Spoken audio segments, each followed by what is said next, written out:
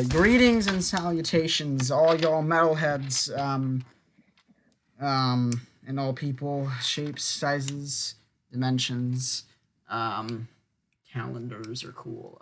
I'm Pavlos. And I'm George. And we're just a couple of metalheads who like talking about metal because it's awesome, it's lit, and it's pretty epic. Wouldn't you say? Yeah. Yeah, I agree. But okay, before we proceed any further, I just want to preface, why do we always begin these intros as if someone's walking in on us? Like, oh, hello there. My name is Pavlos. Welcome to... walking on this podcast. I don't know. Okay. No, I think it's cool.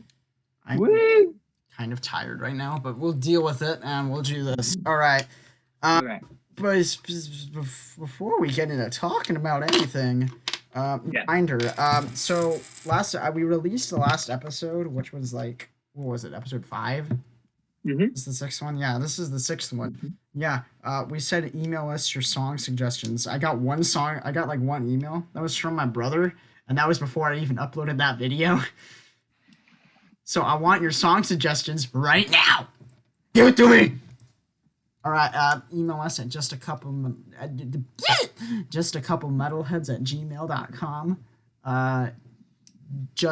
metalheads@gmail.com. Yeah, give us your song suggestions. We want them, please. It makes me happy. Yeah, no, please. That would be awesome if you could send them to me. Bring me more cookies. More cookies. Bring me stickers on a plate. Ah, yes, delicious. Bring me that envelope full of Rice Krispie treats. But yeah, okay. We're getting into this episode of Just a Couple Metalheads. What do we want to start with? Oh, we got a couple anniversaries of albums coming right up. Pretty big ones. Or I can't remember. Did these already come out, or are they actually coming up? I can't remember exactly. Oh, I think they came out. I think at least one of them. Yeah. Don't trust me. Our first one is Alice in Chains. George, give the year, how long it's been around. Yeah, Alice in Chains is self-titled album, which is typically referred. It's got other names such as Tripod, the Tripod album, Dog, the Dog album, stuff like that. Three-legged dog. It came out November 7th, 1995. So yeah, it's officially slightly over 25 years old. Bro, it's got this one song called Heaven Beside You, where they beside you. Like the coldest winter chill, heaven beside you. And yeah, that's what they do. Sure, that's totally accurate. My dog's barking. I don't know if anyone can hear it. I hope not. But yeah. Speaking of dogs, there's a 3-legged dog in the album cover. Wait, we already said this. Never mind. It's got. Yeah, it's a cool album. That's pretty cool. It's definitely not as good as their first 2 releases. Mm-hmm. Yeah. Like their classic albums. Yeah, for sure. Well, I mean, self-titled was interesting because I think it showed a band deep in turmoil. I mean, obviously with Layne Staley's progressively deteriorating condition because of his drug use. And also because I think of Jerry Cantrell battling alcoholism, as well as the band just trying to continue to keep momentum that they got from their album Dirt and their EP Jar of Flies. It's interesting because it really did come out. It's a pretty heavy record throughout. Like the whole thing is saturated. When you listen to it, the whole thing just feels dirty and grimy and sludgy, like a sludge factory. Yeah, that's another good song. Great, solid. Yeah, for sure. Track. So yeah, I think this album is really good in that It was the last, I guess. I mean, it was the last full length album effort with Lane Staley on vocal duties, and then What a legend. they tried to, yeah, they tried to. I mean, I remember later in the late '90s, Alice in Chains tried to record some more stuff when he was in really bad shape to the point where his teeth Lane Staley? deteriorated. Yeah, he would put so much heroin into his arm that it just started rotting before he died. I think his wife died of a drug overdose as well. He was probably resistant to drugs, so that's probably why his arm started rotting before he died or something. Potentially, yeah. It's interesting because I think before, yeah. So I think going back to this album, it's definitely a kind of swan song, if you will, and it's definitely a heavy and very aggressive one, and a pretty aggressive one at that. Before we move on, do you want to talk about some of your favorite songs off of this album? Sludge Factory again, Heaven Beside You. Maybe a couple others, but I mean, it's a decent album. I mean, it's not an album I go back to. Yeah. I've listened to it like twice. I just threw the songs I liked onto a playlist, which was like 3, 4, 5, and called it good. Yeah. I mean, yeah. I like the cover. It's got a doggy, and he looks really depressed. He's like, "Kill me now. I hate this." Yeah. I think he's just more sad. He's just like, "Could you feed me a treat?" No. Nah. Yeah, well, yeah. That's totally not a scary sound that you just made. Screeching Pavlos. Yeah. You're like the evolution of Kid, to the point where you're not even a kid. You're just like this gnarled creature from the underworld. Oh, that hurt my. Ooh. Oh God, no. Yeah. Are you okay? Right. I'm dead. But yeah, I think for this album, some favorite songs of mine were the opener song "Grind," "Brush Away," "Sludge Factory," like you said. "Head Creeps" I think is severely underrated. I really like that song. "Again," which is a decent song. "God Am" is pretty good, and Got him. That was terrible. I hated that. It's a good one. And then I also like Frogs. Fun fact. Ribbit. Yeah, well, actually, funny enough, in the background of the song is you can hear frogs. There's like a really low sounding frogs in the background of the frogs that were croaking used in the back. The frogs that were used belonged to Lane Staley's friend's cousin. Now each frog was raised in a barn with nothing but rocks to eat. Just kidding, it's all fake. Our next sponsor is Frogs. Get your frogs now from getyourfrogshere.com / just a couple metalheads to get 83% off of your price because they're running out of money, so the only thing they can do is reach out to no name channel. And also they don't exist. They're not real at all. So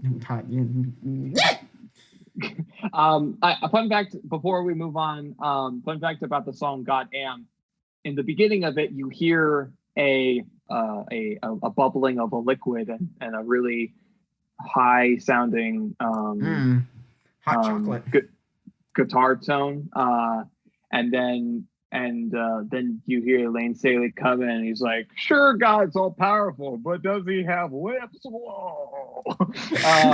But does he have drugs that he can inject his arm into and rotten? I don't think so. So the fun fact is that the bubbling liquid sound, that whole intro is Lane Staley taking a bong heroin hit. I don't even know how you do that. But yeah, anyway, so like I don't even know how you would be capable of, ingesting heroin through a bong hit, but I'm not gonna Lane question Staley is a the superhero. logistics. No, he's not. He's a He was hero, and that was bad. no. Why am I doing this? I need to. No, don't awful. quit, please. You're You my could do- co-host. No, you're just my a couple metal. It's just one metalhead because the other one left. That's the new podcast. Just one metalhead. And This it's is a just pretty you boring talking about podcast. like you're just drinking water, going, "Hi." There's no energy. All right. All right. Yeah, 15th. Moving on. Next, we got another anniversary to a band that we'll talk about later as well. 15 years of special album that makes you go, wee! Hypnotize. The last full-length album released by System of a Down. Also known as SOAD. SOAD. SOAD. Ugh! God loves this. Damn! What? Hypnotize is like it's like mesmerized, but it's got a different name. Hypnotize. Well, yes, because the two were made with a double album in mind. It's kind of like a use your illusion type of a situation where use your illusion 1 Use your was brain. released, and then use your illusion 2 was released by a couple months afterward. But yeah, Hypnotize. This is I don't know. This is a weird System of a Down album, like more so than others. I mean, every album's weird. Yeah, I mean that's true. What am I saying? But that one's different. It's just weirder than it's their last record, and it's got a strange variety of what the heck is happening on it. Yeah, and also I do want to note that it's a lot more melodic than all of their previous releases up to that point. Yeah, same with Mesmerize and Hypnotize were very less. I think even Mesmerize less so because it had BYOB, it had Cigarro, it had Old Hollywood Baseball. Old School had Hollywood. It had not Lost in Hollywood, that was a ballad, but the point is it was the more aggressive of the two. Mesmerize was. Hypnotize was more of the soft melodic alt metal of the two. It's definitely, I don't know, I'd say for being the last album that they've released, I'd say it's a pretty fitting swan song a little bit, kind of goes out on like a bit of a somber but kind of triumphant note. Yeah, it's got some of the most memorable things we've ever heard Serge say, including banana terracotta, banana terracotta Pie. Banana terracotta pie.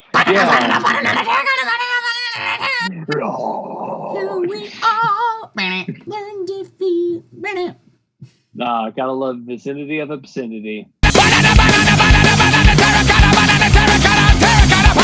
That's a great song. I do also, the title track was also very popular when it was released. Yeah, that was a big single for them. Oh, another thing I know those albums. Darren did a lot more with the singing. Like there were songs he would sing more of. Yeah. Which I mean I wasn't mad with that. I was like, okay, it's a new style. I mean, their sound has always been the same, but every album has been approached differently with it though. Yeah, I think but it's still pretty consistent with pleasing I think because I remember Darren started doing a little bit more vocals on starting with Toxicity. He had a couple of parts like the needle on Needles.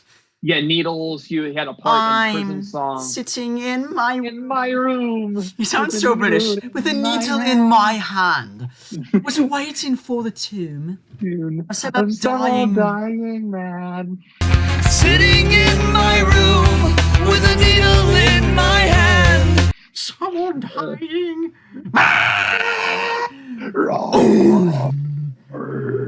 Yeah. Where tells me where to go.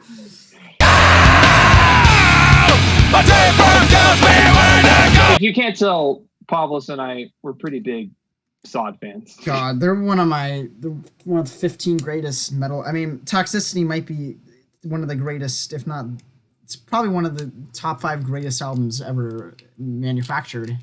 I wouldn't object to that. I mean, you listen to that album, it's perfect top to bottom, and there's so many songs to it, so much. Like each song, there's only a couple songs that are in my opinion. Which ones? I don't know why. X was weird. I don't know why. I've always found it really. Bruh, X is dope. And I believe Shimmy always weirded me out too. Yeah, Shimmy was a little. But every song on that album, weird. Except for those 2, is on my playlist. Nice. 10 songs just on that album alone. Yeah, I'd say. Yeah, I'd say for Toxicity, for me, I think the only songs that hit a little weird were probably, I don't know. Shimmy was one that kind of felt bizarre. Psycho was another that it was Psycho, okay, but it groovy, okay. Cocaine, crazy. That's a cool song. Makes you high. Yeah, it's pretty neat. It's not one of my favorites, but I do like it somewhat. But I think Shimmy and Psycho are the 2 that I would say were a little. Yeah, but me. I mean, even then, Shimmy and X aren't bad in my opinion. Mm-hmm. They don't really. Sister Around doesn't really have any bad songs, to be honest. Yeah, and it is terrible. And it is to be noted that Shimmy definitely shows them doing some jazz instrumentation, which I think shows a lot about the breadth of music that they can do as a band. And I think they especially and then there was Steal This Album, which was really, really weird. It's kind of inconsistent as a record. Yeah, and if I remember correctly, Darren has a little bit more vocal parts, but not by much. Like he does. I think he does a solo in Mr. Jack, I believe. Yes, that he does. I love that bass. I love that song. It goes like, and then it's like, yeah, that intro.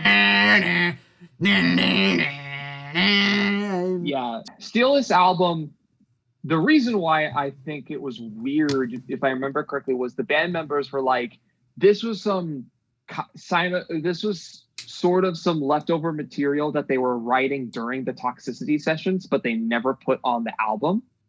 And then they rejazzed it a little. And I can see why they didn't put it on, because it didn't really fit, and none of the songs kind of fit Toxicity. Yeah, well, and that's cool, why, because as similar as their songs, each song they've ever written are to each other, they put the right songs on the right albums. Yeah. Like, well, I mean, when you're a professional musician, got to make sure that track listing works. And we'll go more into this band later, of course. But yes, of course, yeah. But going back to Hypnotize, yeah. In terms for songs, Attack's a really good one. Mm-hmm. Oh, Dreaming's cool. Dreaming's very cool. Because it's such a juxtaposition, because it's such a violent song musically in the beginning, like it's blast beats. Yeah, and they do this on aggressive ripping, and that's a theme on these albums, Mesmerized and Hypnotized. They have like IOB is a good example. Dreaming. How does Dreaming go? I haven't listened to it in a while, but. Well, the chorus is later, and that's when Darren starts singing. He's like, dreaming, screaming. Yeah. Someone take these hands off of my mind. I can't deny. Yeah. You will take the body part and Put them on the yeah, they're so. Every time I listen to them, they're like, there's nothing better than System of a Down. Every time I listen to them, it's like, it makes me think they're the best band ever. But then they're so weird. It's so cool. Love Yeah, I think for me, I don't have great memories with Hypnotize and Mesmerize. I remember I bought both of them around the same time when I was where I was very anxious. I think it was beginning sophomore year of high school. I was very anxious, and I was really nervous about doing well in school, among other things. And those were the albums I was listening to at the time. So those always bear a minor emotional baggage to them, I think. And not that they're bad, because they aren't. They're very good records by any definition that you want. But I don't know. I think like, and also plus like how high, like, because I also hold their self-titled album and Toxicity in such high regard that it just, when you compare those two, interesting. For me, it just feels like it feels too different, or it just feels like a little too shifted. I'm the opposite, because I think those two are better than self-titled. But that's just, I love the melodic approach, and I think I like the new. I liked how because they were at that point in their career, because I mean, if they had ended their career with Steal This Album, it would have been completely different. Because I mean, that's a weird album to end off of, because it's like, I feel like after you're done listening to that, you're like, really, after Toxicity, you gave us this. Because Toxicity is an almost impossible job to make up for. Because when you release an album that's that perfect, it's like, you can't really do much to make them to really. It's hard to make something that's a good follow up, and see, this album's weird. It's a bit clunky when you listen to it all the way through. Yeah, but I think I find it like it works a lot better than, say, I think some of the other records that we talked about for being clunky. Like, I think it flows a lot better than Deftones is self-titled, in my opinion. But like, it just.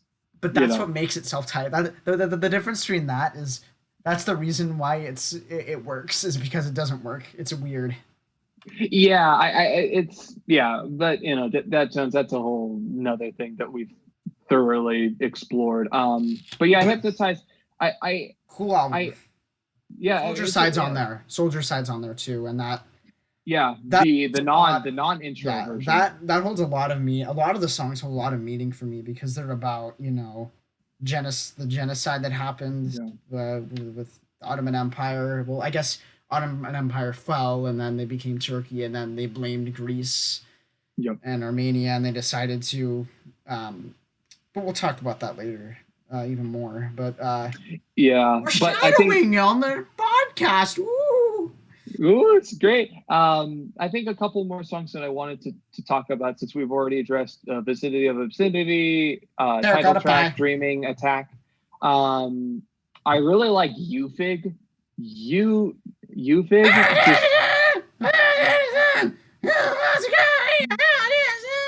It's such a funny song, but it's such a thrasher, man. And the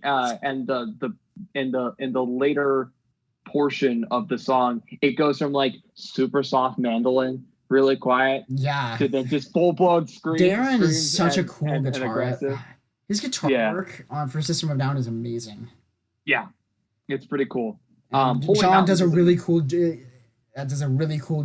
It's sort of simple but complex at the same time.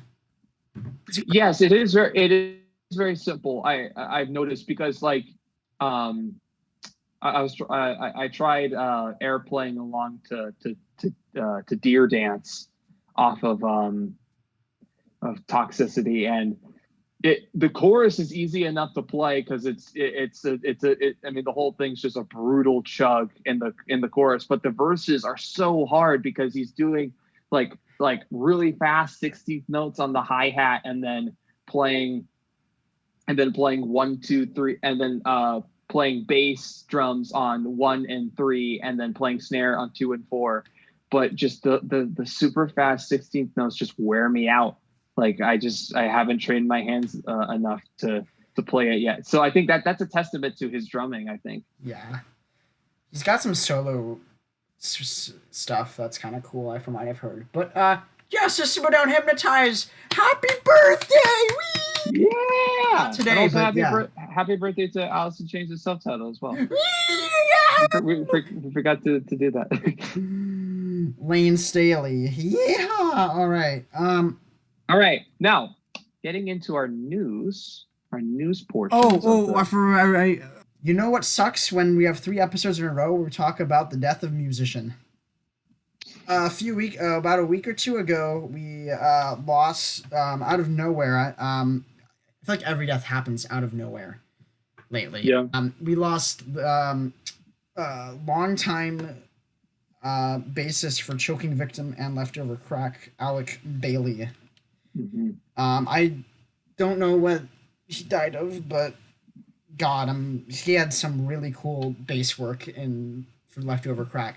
I mean, he could. Because Leftover Crack, they don't switch like System of a Down does on that level, but they can switch. But they switch between ska and then they switch right into like these speed, fast, thrashy riffs, and then you just go forth. I mean, I believe that's what they call ska crust punk or whatever, or ska. Yeah, Leftover Crack. When I think of crust punk, I think Leftover Crack definitely comes to the front of my mind. Yeah. I mean, primarily because you introduced me to them, but like that idea of like what crust punk is, which is I think we were talking a little bit about this before we were recording this. Yeah, but before we started recording this episode, it's a combination of punk and extreme metal, and if you look at that definition, Leftover Crack just does that super well, and also then throws in a little bit of. So I mean, I wouldn't at this point. I wouldn't call them the greatest, the best at this point. After finding out more about the genre, they're not the best example of crust punk, but they have that influence. Sure. I think because they're more melodic and they're more sing-along-y, and they're definitely more. I mean, I guess crust punk is supposed to be up there in your face. But yeah, if they're a band, if you like metal and you're trying to get into punk, that's a band that I think would work for some people. Ska can throw you off a little bit, but that's you're not super into the ska portion of them, but I mean, I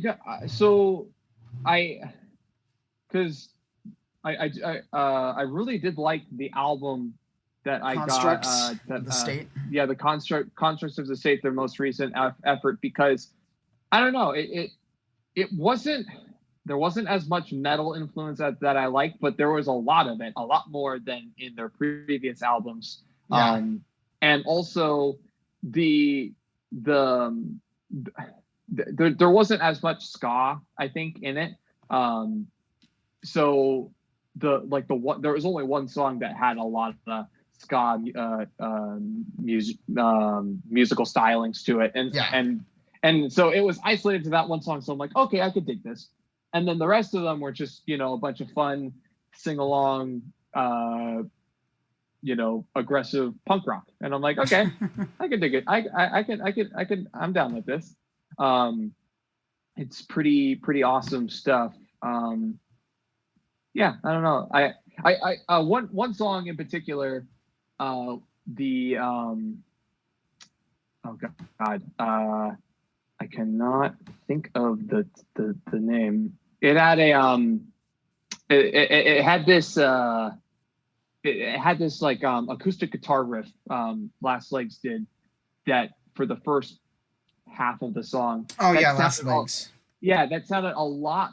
And what I really like about that song is that riff reminded me a lot about how Mudvayne would start some of their songs, the alt metal band Mudvayne. And so obviously I think, I don't know if Mudvayne's an influence, but I think it's just super cool that I can listen to a band like Leftöver Crack and then I hear something that they do, and then it reminds me of a completely other, a completely different band. I think that's the wonders of music in a sense. But yeah, it's I mean that's just cool. I really like that a lot.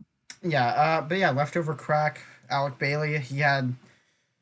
I really like the bass work. He even like in songs.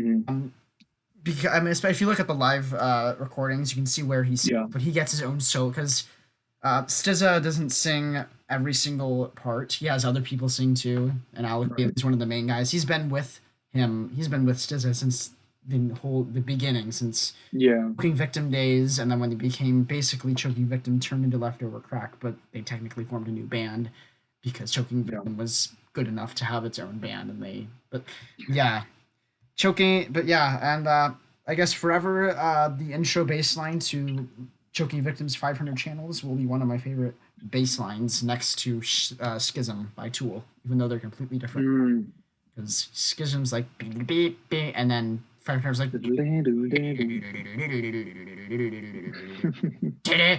yeah. God, rest in peace. Nice. Very influential. Well, he's from what I can tell on the internet, he's influenced a lot of people in the genres, and a lot of people have came out and did some posts. Fat Mike did too. He's like, rest in peace, Alec, and I salute him too. We salute. You can't see it. Rest in peace, Alec. Have fun. Right. Now let's get into the news. Yeah. Oh. The delicious news. We got some news from metal because we're a metal podcast. Isn't that amazing? We're metal. That's so crazy. Yeah. All right. For the news. Why don't you shove it in their faces, George? Go shove the dirt pile. Go staple it on. Paper too. And okay. Well, fruit leather. This first story is huge. So as of a couple weeks ago, maybe even close to a month now, we mentioned them earlier in this podcast episode. System of a Down. 2 new songs. 15 years between. 15 years in the making. After all these years, okay, literally, even the members gave up on having new music. They were like, we can't agree. Yeah, seriously. One of us is one of us has completely different political beliefs, and System of a Down have been one of the most political bands, and I think the politics they talk about, the bands agree with, is onto a level because a lot of it talks about the Armenian issue. We'll get into that soon. Yes. But 15 years. Oh my gosh. Yeah, after 15 years, finally, System of a Down. And I didn't think they would do only 9 months ago. Serge Tankian said, no hope. There's never going to be a System of a Down. Yeah. We got 2 new songs. But. And this is the big but. Catch. Yeah. Only reason these were released was to bring light of something that is happening in I don't know what to call it. It's like a neighboring country, but it's not. It's kind of protected by Armenia, but they're like kind of the same. Artsakh, I believe is what it's called. Artsakh, yeah. Basically, what happened? If you guys don't know, there's issues between. Many years ago, Ottoman Empire went out and they tried to cleanse the filth that they believed was Armenian population of the world and the Greeks, and they even did that to the Kurds as well a little bit. They went out and tried to wipe out their entire race. They failed, but it's been had and to this day. The government of Turkey does not has denied the existence of the genocide that they have been responsible for, and many Armenians to this day, all they want is is to at least have them admit it times that they have done, but they don't to this day. The government has never made an official made an official statement regarding the existence, the reasoning of that they were the cause of a genocide that happened, and it's happening again. War is happening right now, I believe, as we speak. Yeah. Artsakh is being attacked by forces from Azerbaijan and Turkey. Yeah. For two reasons. They believe that Armenia and Artsakh is theirs, and they want to, of course, commit genocidal acts. And so before we start, not a sponsorship, donate to the Armenia Fund. Yeah. To help with this. You can have mixed feelings about this person, but Kim Kardashian just like donated like, I don't know, like $20 million or $20 million, something like that. Wow. 2 million or 20 million, very different numbers, but one of the two to that cause. She's Armenian, by the way. And I'm gonna assume that she's probably met System of a Down, because Armenians are a very tight-knit group of people. Like there's a huge population in California, which is actually where System of a Down were formed, in California. Yeah, that's true. Because they were all born, of course, in Armenia, but then they all immigrated to there's a huge immigration that happened, and they all immigrated to Armenia. Immigrated from Armenia to Armenia, lovely, to California. I happen to know some Armenians that have actually even met Serge before. Oh, nice. Friends of my grandfather. But yeah, because of the atrocities that have been happening, this has brought the band together to release 2 songs, basically wearing speaking about what's been happening. And System of a Down have never been shy away from talking about this topic before. I mean, so many songs that they've written about that. Holy Mountains, Soul is all about after World War I, soldiers coming into villages and basically taking all the sons to be their enslaved military soldiers, forcing them to fight for the Ottoman Empire. Basically, but then not giving them anything to help to survive. Yeah, and then off the last song off their self-titled album, P-U-L-C-K, Block. That one also more directly references the Armenian genocide. But yeah, like, so please, we encourage you to go donate. This is a really good cause, and it's awful that this is happening. And the System of a Down merch that they have for their 2 new songs, all the money and proceeds go to that. So you can do that too. You can get some merch, but the money will still go to, you can get a shirt and.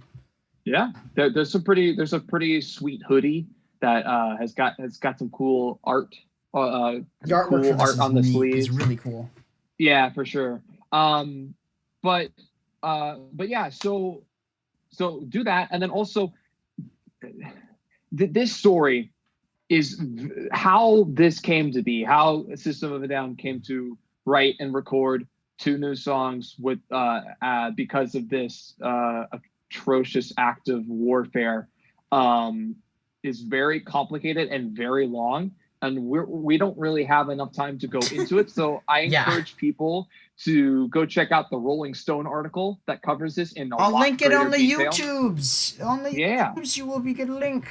Yeah, we're sponsoring our own YouTube channel. We only have 7 subscribers. I need more money. All right. So let's dive into these 2 new songs after we've gotten the preface of this the recording of these out of the way. So when you found these songs, I think I texted you and you were like, I'll tell you what was going through my mind first. I saw these and I didn't listen to them and I was like, oh, this is fake. And then I saw it again and I was like, and then pop up Loudwire was like, breaking news, like everything in caps. SOAD, new music in 15 years. And I'm like, yo, George, it's just Diabolus series. And you're like, what? When? And I'm like, today! And then I sent you the songs. Yeah. First reactions. What were your thoughts? Um. The land first. We'll do that one. Yeah. So we'll start with "Protect the Land." They protect the land. This song, it basically starts. It's where they left off with "Hypnotize." It's this mellow. It sounds like a classic System of a Down song. Yeah, it's this mellow and solid, like alt metal tune, really tight vocal harmonies. That felt so good to hear Darren and Serge again together. Oh yeah, it was great. It was just it was like an old friend greeting you. They haven't aged at all. Yeah, seriously, their voices still sound timeless. The song kind of a little bit in terms of like the melodies or the melodicness of it reminded me of the title track for "Hypnotize." Yeah. But yeah, it's really good. The chorus took a little bit to listen to. Took a little bit of getting you. It took me, I think, about 3 listens, and then I was in. I was all in for it. This is definitely not their most insane song, but I do not think they were trying to go for something to blow your mind away musically. They were trying to set a message, and the music video for this, check that out too. Very good. But it's very it shows it shows scenes of what's happening in the city. I mean, people are dying because of this. It's insane. I mean, we think we're having all this freedom, and that we think we're having problems in the United States, which I mean we are, but we're not being attacked in our rate, and we're not trying to. When no one's attacking the United States, and no one's getting.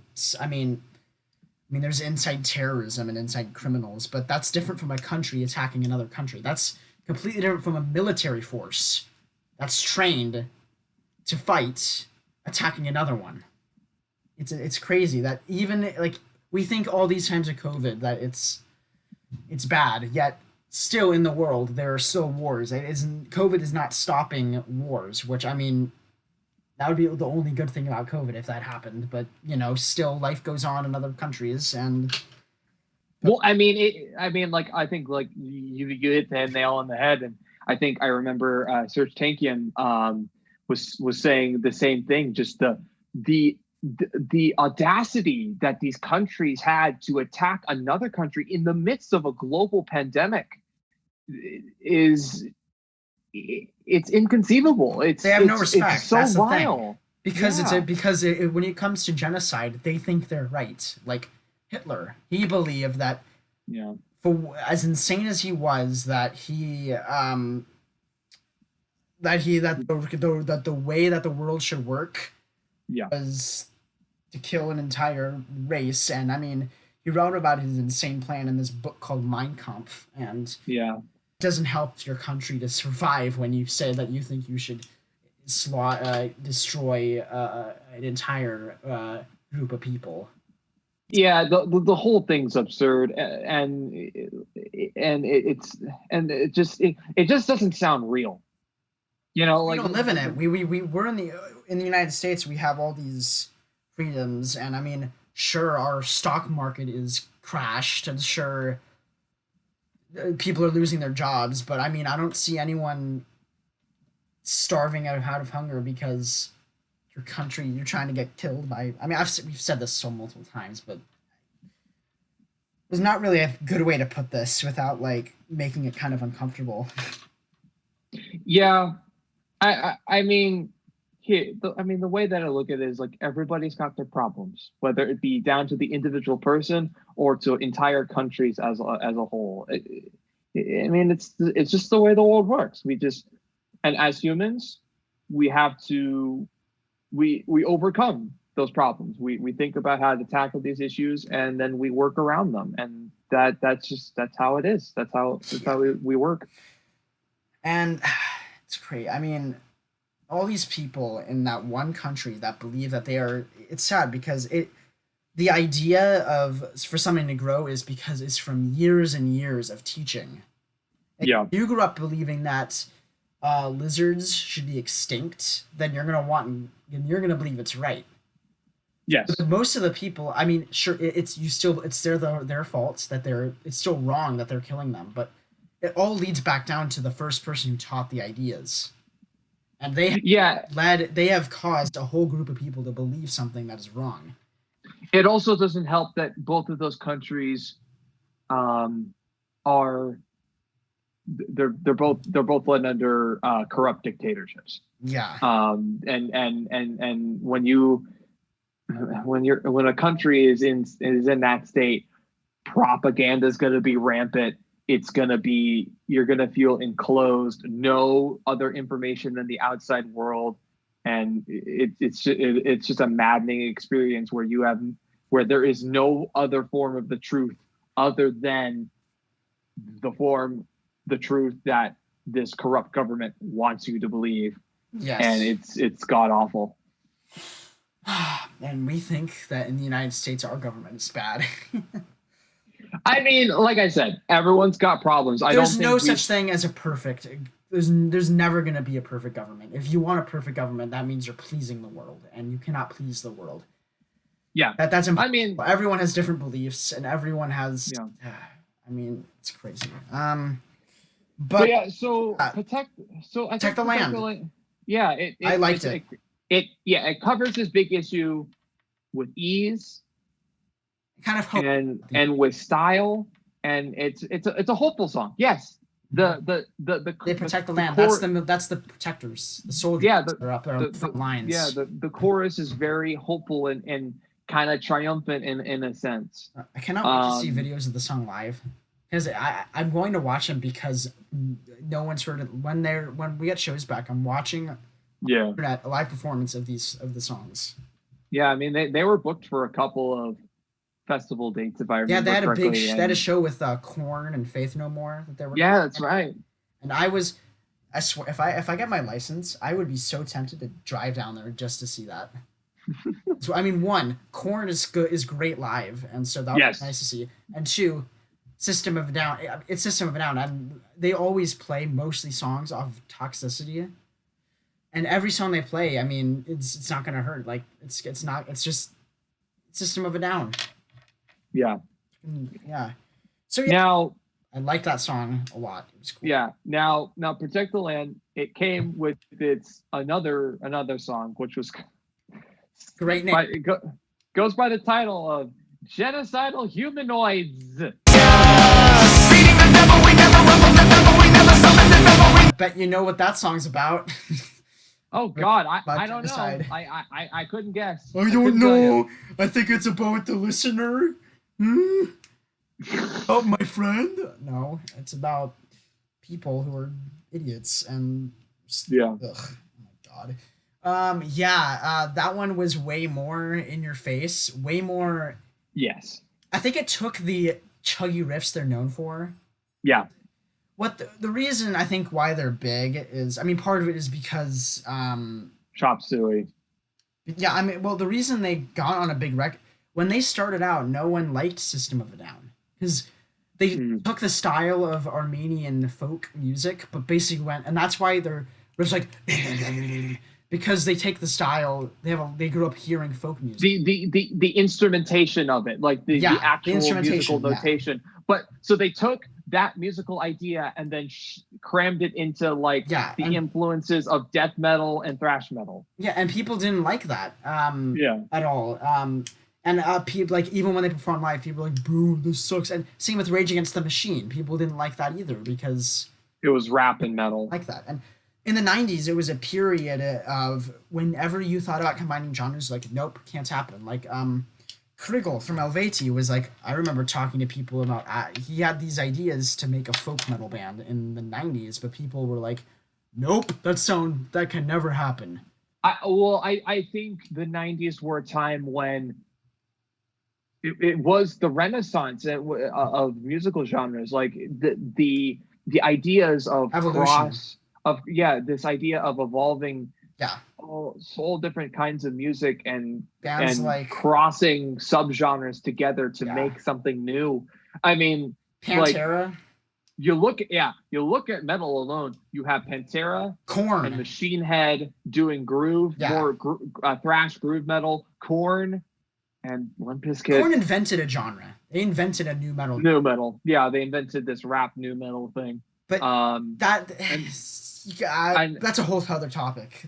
Yeah, we could about do whether what they did was new metal or not at the time, but I think they took, I don't know, they definitely took the some of the rap metal stylings of Rage Against the Machine and gave it something a little extra. But then they put their own personal influence because of the lyrics. The lyrics said they did stuff that no one had ever really done before. Yeah, being personal, incredibly Daddy personal. is a great example of a song and vulnerable. Daddy is a song that will never be remade. That's a one-time thing. Yeah, and it definitely shows. I think the reason it was made was because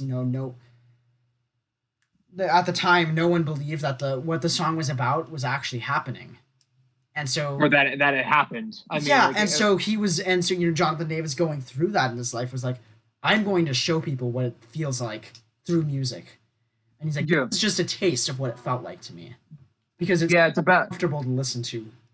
Mm-hmm. So going back to System of a Down. Yeah, you're right. Genocidal Humanoids. This song's cool, and honestly, what blew me away was it's your typical heavy, super weird and random System of a Down tune. But it never run from the devil, never see around the devil, how the devil, it was really weird. Like, I think it a different way this time, which was interesting. Yeah, it was like more focused on a vocal hook, I think, rather than. Granted, Vicinity of Vicinity is also a vocal hook in some. Yeah, but in a case. Very different lyrical content as well. But yeah. Yes, it's definitely about the same issue, I think, but it's a different styling and a different perspective. It's more on the aggressor. It's more, we're going to combat this. Whether you like it or not. This is why they're bad. They suck. I don't like them, destroy them. This is why they're bad. They're gonna tear us down because of this. And the part where the song gets into the blast beat, my mind was completely blown, because outside of the song X and I think Attack, they haven't really done a really like classic death metal blast beat thing. I heard like almost black. Yeah, I heard. I felt like almost black metal sounds. Yeah, too. It was crazy. Yeah. It's pretty. It was a really weird cool song, and I think I like it a bit. It's not my favorite System of a Down song, but it's cool. I'm happy it's there in the catalog. Now, I want to address, before we close out this topic, and before everyone gets too excited about because they made new music, maybe a new album's coming down the pipeline. No, the members have stated multiple times that it is unlikely that it is unlikely and probably will not happen that they will record an album, even though that they've recorded 2 new songs. However, that being said, I think this is a step in the right direction. That it was possible for them to come together. Yes, sadly, it was through a disgusting means, but it was through an unfortunate and absurd and an absolutely absurdly huge horrid event to make it happen. But still, progress is progress, and I think the potential for an album is ever so slightly more possible. Just by a slip. This shows. Yeah. Shows. Yeah. That was cool. I thought Protect the Lamb was the better of the 2, in my opinion. What about you? I think after multiple listens, I agree with you. I think Genocidal Humanoids, while it is heavy, it is incredibly repetitive. When you listen to it multiple times, it's definitely like it's very self-confined.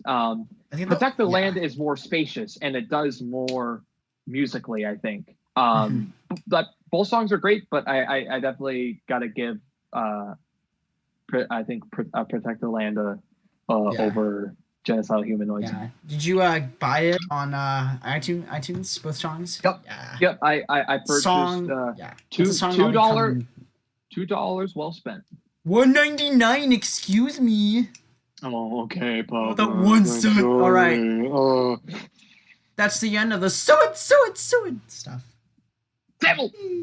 Table. I love all right. Table. All right. So this next story is a doozy. Yeah. It's okay. Listeners, bear with me because what I'm about to tell you, it's a lot. It's a lot of information. So just bear with me, and I will go through this as they're all like concisely and they're all thinking efficiently as possible. Yeah, they're all thinking, wait, that was a lot of information? I thought the last bit of information was you guys talked about music and then you went to like politics and war and genocide. Oh, how can it get worse? Oh my god, that was a whole nother energy level, man. Yeah. We have weird fans. So if I don't know, it depends on if you were listening to us, but a couple months back we did report 2 episodes ago. Yeah, it was 2 episodes ago that it was reported that Fear Factory would be making a new album in 2021. It was reported by that's true. The guitarist Dino, and it's true. Now, a lot has happened since then, so allow me to catch you up on all of the things that happened. And this is old news, so it is. Yeah, we could have talked about this last episode. I just realized, but who cares? Well, I mean, this took me a long time to research and to culminate and to write out everything. To study like an experiment. Okay.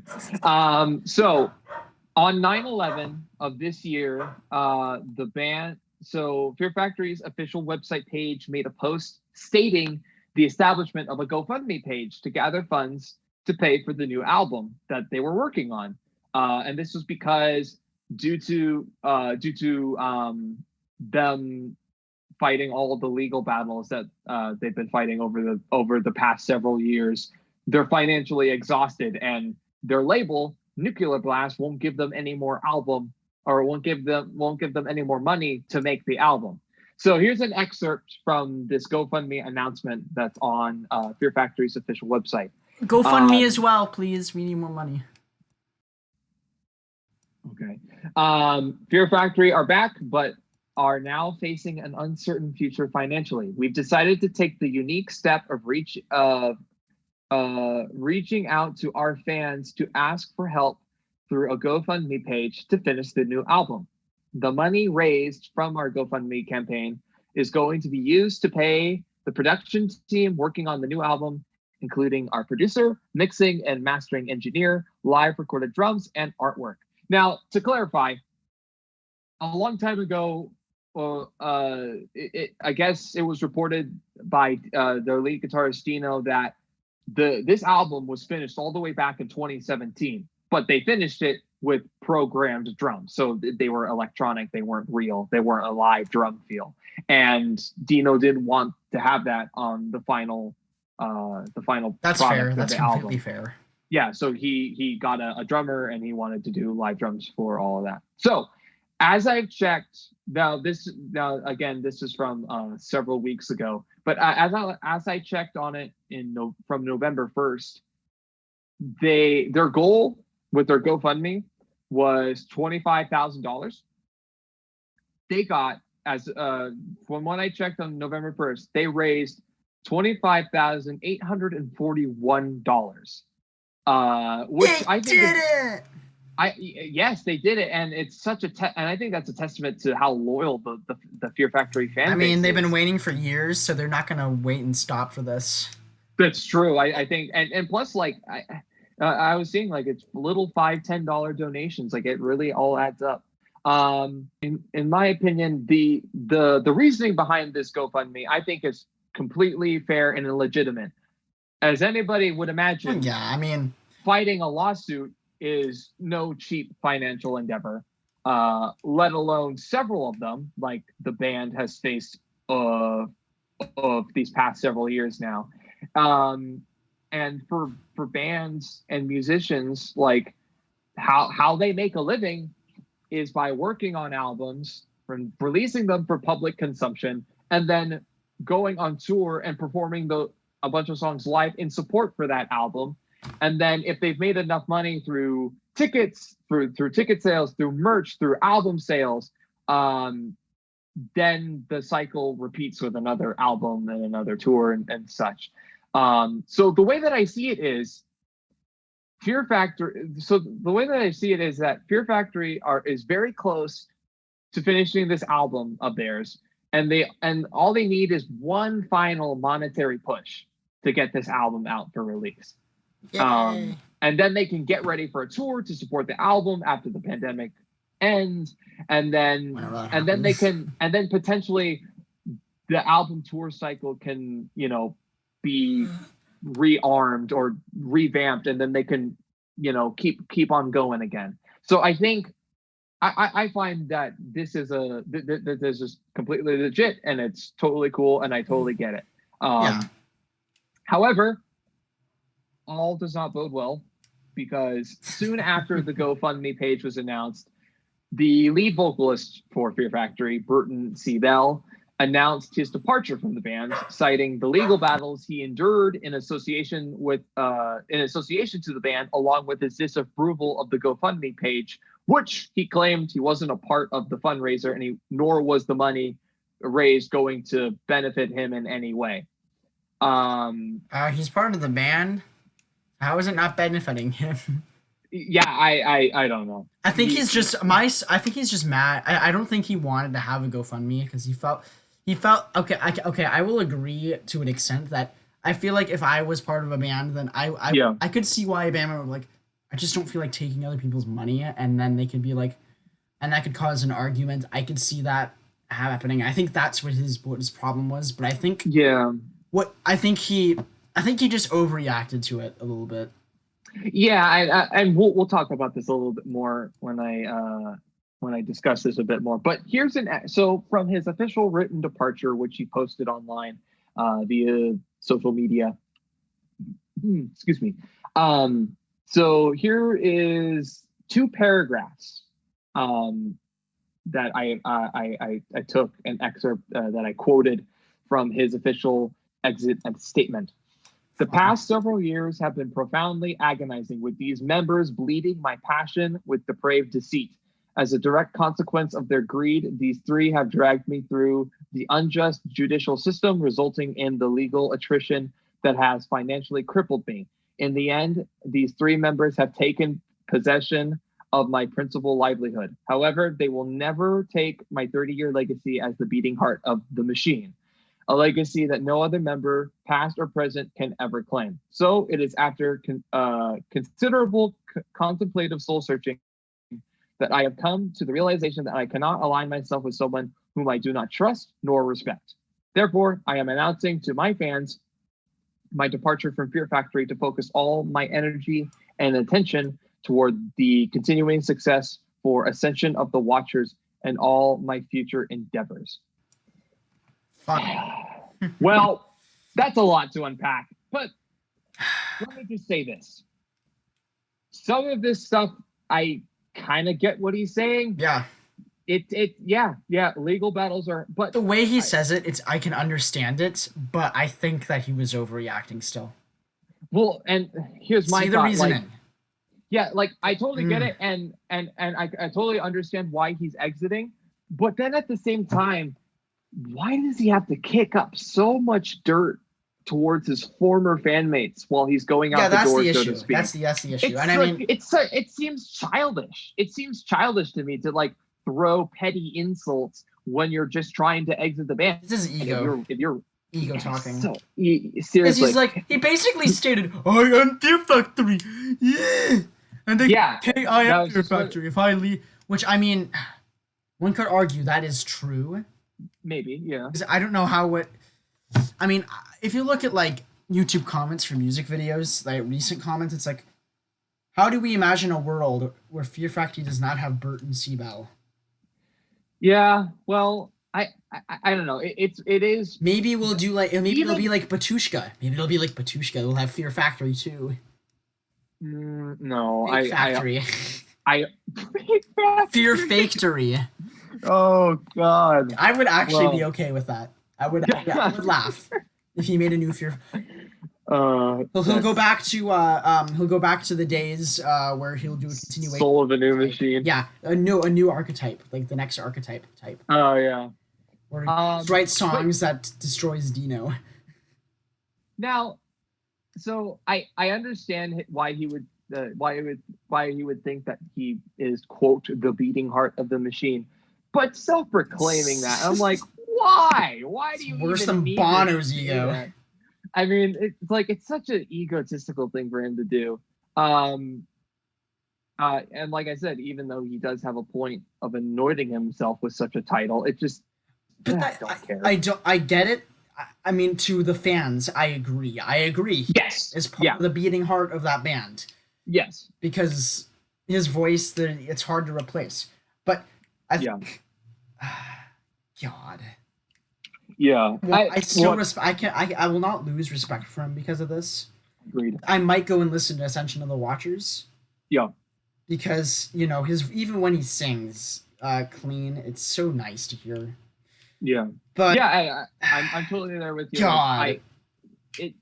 He just left in like the most jerk way possible. Yeah. He literally took like a figurative dump right on top of the band's members. Yeah, it took like just right on his face.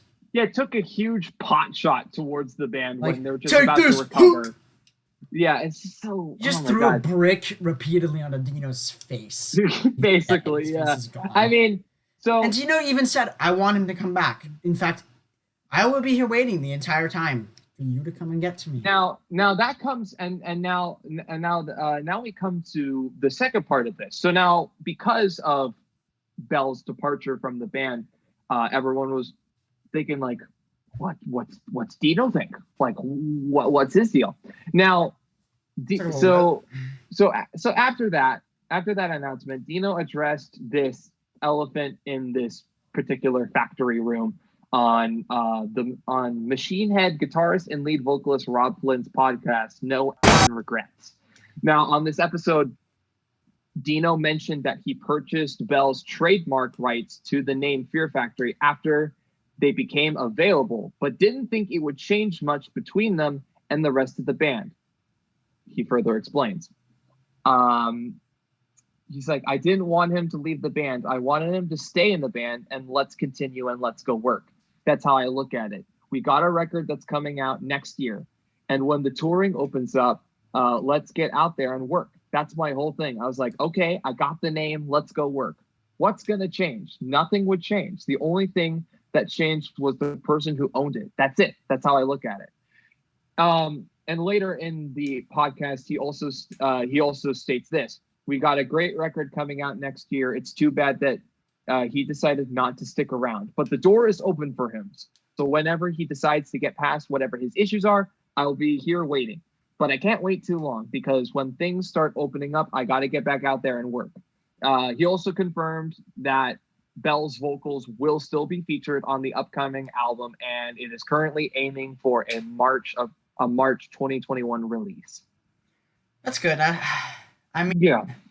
At least we'll have an album. Yeah, I mean it's better than nothing. I agree. I've seen bands come back with worse issues. There have been worse divisions in bands. Mm-hmm. I mean, this isn't terrible. Like, this is kind of a simple argument when it comes to, I mean, there are bands like, let's see, Guns N' Roses. Oh, God. It was pretty bad. And never thought Slash and Axl Rose would ever become, like, Slash hadn't thought of Axl Rose as a friend until recently, like the past 8 years. Mm. Yeah. I mean, it just shows how much of a change Axl, I think I think just Axl kind of calmed down after his drug abuse was over. I think they all did. I mean, Well, it's Slash being was always young and chill, but yeah, he stopped drugs because he was told, yeah, if you keep doing drugs, you'll die like in next month. And he's like, and then he stopped right then, right there. yeah. Because it hit him in the head, and now he's like fit and like works out all the time. He's Always wearing those shades, those cool shades. He still looks exactly the same, except a little. Pretty much. Yeah. Yeah. Except so, he's got more of a tan, but yeah. That's true. So, to recap, as it currently states, Fear Factory is without doubt gearing up to drop a new album in the somewhat near future, largely thanks to fans funding the album's production, and it will feature Burton C. Bell on vocal duties. However, after Burton C. Bell announced his departure from the band, Fear Factory will need to find a new vocalist for the band's future if Bell does not return. But Dino has left the door open for the time being if Bell chooses to return to the fold. Now, I wanna ask this question, and I want to humor you a little bit. Make me laugh, my dude. That's a good Anthrax song. You're making me laugh. You know that one? No, I don't. State of Euphoria.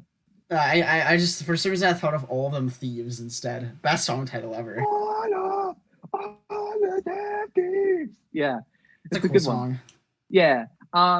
So, if Fear Factory, well, first off, do you think Bell is going to return to the band or not? If he doesn't, do you think that they can recover with a new vocalist? God. And if so, which vocalist do you think would be a good fit? I have no idea if he's going to come back. Like, I don't know. I wouldn't be surprised if he came back, but I wouldn't be surprised if he didn't come back. It's like, yeah, there's no signs of whether he wants to come back. He's just hurt that this whole band has had the most like overwhelming history of all time, like ever. It's insane. Yeah. And that's the only thing that makes it so is because of the issues within band, like the band having to return. I mean, Dino and Burton have had their differences before, but they've come back before.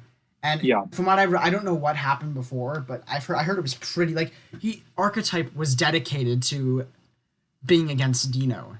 Yeah, the title song. Cyber Waste is about him. And Cyber Waste, I think, was about more so I think online bullying, but yeah, I think you could definitely interpret and say that, like, Burton has said that all the songs have two meanings. Oh, interesting. I believe most of, if not all of them, are about Burton. I mean, about Dino, but then they also have another meaning, which is like, well, they could have multiple meanings, like the lyrics. You can take that in a figurative way to talk about like Terminator or something. Yeah, very true. Very cool band. But yeah, very cool band. I mean, we're talking about them. Yeah, I don't know. I don't know what they want. I can't think of any other singer that could replace Phil Anselmo. Oh my God, what the heck? Burton C. I don't know. Take the dude from Red Fang. That's a great idea. Well, I'm trying to think of somebody that could do both a growl and like this ethereal singing. But here's the thing. He has to tour and sound really bad singing anyways on tour, because that's what Burton C. Bell sounded like. He sounded garbage when he sang live. But that was because what about in the 90s when they were more better, but I think he I was really excited for when they toured because his voice would be nice and warmed up after not anything for like 5 years. For sure. But I don't know. I have no clue. I think I don't know. To me, as it currently stands, I definitely think he might be gone for good, at least maybe for a couple years, because he already has his other project waiting for him. He wants to do that, and there's good review, and the people are saying good things about it. Yeah, so like your fans like it. And I mean, if Session of the Washers comes to Portland when COVID's over, I would listen to them and see if I want to go see Burton live, because Burton. Yeah, from what I could hear, they're kind of like a melodic industrial metal band. Yeah, and I listened to some of their early stuff because when they announced that they were coming back, I listened to a couple of their stuff, and this was around the same time when I found Batushka, actually listened to Batushka. But Yeah, we'll see what happens. For sure. And no Yeah. vocalist for me comes to mind. I think that could automatically be a good take. I'm just interested. If he doesn't come back, I'm really curious to see who they get to fulfill those duties. I think it'll be an interesting progression in the band. I feel like Phil Anselmo could do it, but Maybe. he would. Well, I mean, Dino had there was a picture of Dino playing with Pantera on stage, or at least playing with Nice. with Dimebag on stage. Nice. He says That's cool. Dimebag's my favorite dude. He was rest in peace. Every year on the day he died, he gives like rest in peace, my brother. Oh, that's good. That's awesome. But yeah, that's our news today. That is our news segment. Yeah. You know, I think we know what time it is, my dude. I believe we do. I don't know. I think it's like It's a yeah segment. Yeah. Bringing the yes, coming right in with the yeah segment. cue the yeah. Yeah.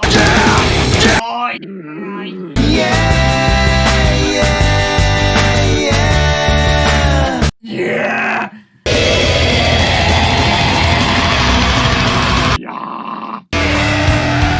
Yeah, dude. Yeah. All right. Woo. Yeah, dude. All right. Let's Are we get it ready? on. Today, for our wonderful podcast, you guys on YouTube are lucky because we're going to be talking about our 10, not top 10, but 10 Not top 10. favorite metal album covers. Metal. Yeah. There's if we chose non-metal, there's a lot. I think non-metal album covers might be better than metal album covers because I mean, Coldplay's Ghost Stories is very pretty. Yeah, that's true. I think like to some degree, the metal. I think there is some room to add like some pretty album cover imagery, but I think it's a little bit easier if the music is more on the lighter side of things. So before we begin this this segment, which we are both very excited. We've already began it, my dude. What the heck are you talking about? But before we continue, I should say, which we're both very excited to continue. I am very excited to cover. I do want to note that this is a little bit awkward because we're talking. This is an audio-based platform where we're talking about something that you see with your eyes. So and all you YouTube people are lucky because you'll Right. see the images. What you can do for the podcast is look it up on your device, or you can hear my really bad, like 20-second description of the cover and try and imagine that. yeah, It's gonna be so there's some options there, but so if you want to just look at it while you're listening to the podcast, you could go to YouTube. You could look it up when we talk about it, or I don't know, go off of our really bad, very nondescript descriptions of the album. Yeah, or you could look at hear the bad descriptions and think about how funny it is, and then see if it's exactly what you imagined. All right, you want to go first, George? Or you want me to go first? You know what? We'll flip a coin. Well, Want to flip a coin? Let me find a coin. Coin. I used to have coins. Ooh, I have a jar of coins. I also have Canadian monies. Wait, no, I'm thinking of the number. Is it odd or even? I have a coin. No. Here, I'll flip it, and then we'll do the number. Just as I want to flip it. I flipped the coin. Right. What do you want? Even. It was odd. Odd's better than even. Why did I think that?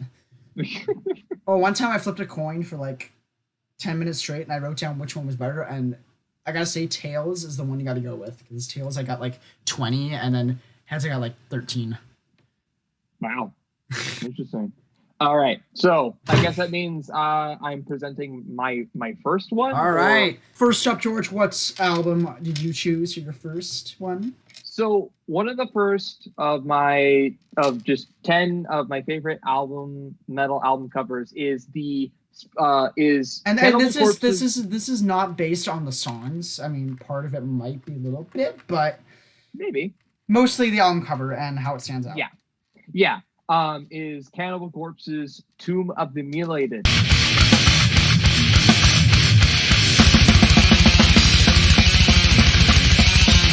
Now, specifically, Cannibal Corpse, they did Hammer Smashed Face. Yeah, it's a good song. You should go all good listen to it. But this is the censored edition specifically. Oh, let me describe it to you. Okay, we have got a bunch of we've got a bunch of sticks with heads on them. Like hey, Pavlos, around. Could I describe it? Stick there. Sure. If you don't do a good job, yeah. Okay, so the album depicts this the skeletal looking zombie man with this kind of like maroon brown skin with this knife in his hand, and he's like he is standing before an open casket with what looks to be a very pale white TV. hand. That's a TV. Look at the fizzy. Look at that, like the '90s fizzy, like the fuzz in the movies when you know those TVs when you're trying to get on the channel and it's just fuzzy. Oh, Pavlos, stop! Like altering my perspective on this. Doesn't it look like that's right? That's the first thing. Yes, it does. Yes, it does. But don't tell me that right now. So this creature, this zombie, is standing before an open casket with this gray white hand, this gray pale hand coming out of it with this blue cloth, and the whole place is illuminated by candlelight, which has skeletal remains of humans attached to the walls and stuff. Now, so this album cover is by this gentleman named Vincent Locke, who has done the album art for all of Cannibal Corpse's albums, if I remember correctly. His name is on the bottom right. On the art. Yes, that it is. Now, so here's a fun fact, by the way, because the uncensored version of this album is, I think, a lot more famous. I will not describe it to our audience. You can go look that up on your own time.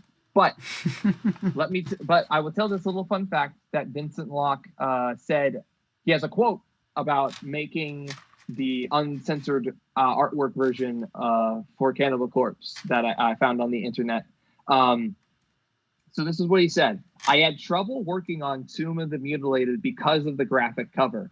That was definitely directed by the band. I didn't want my art to be perceived as glorifying hurting women. Not that I had trouble with the subject matter, but I didn't want anyone thinking that I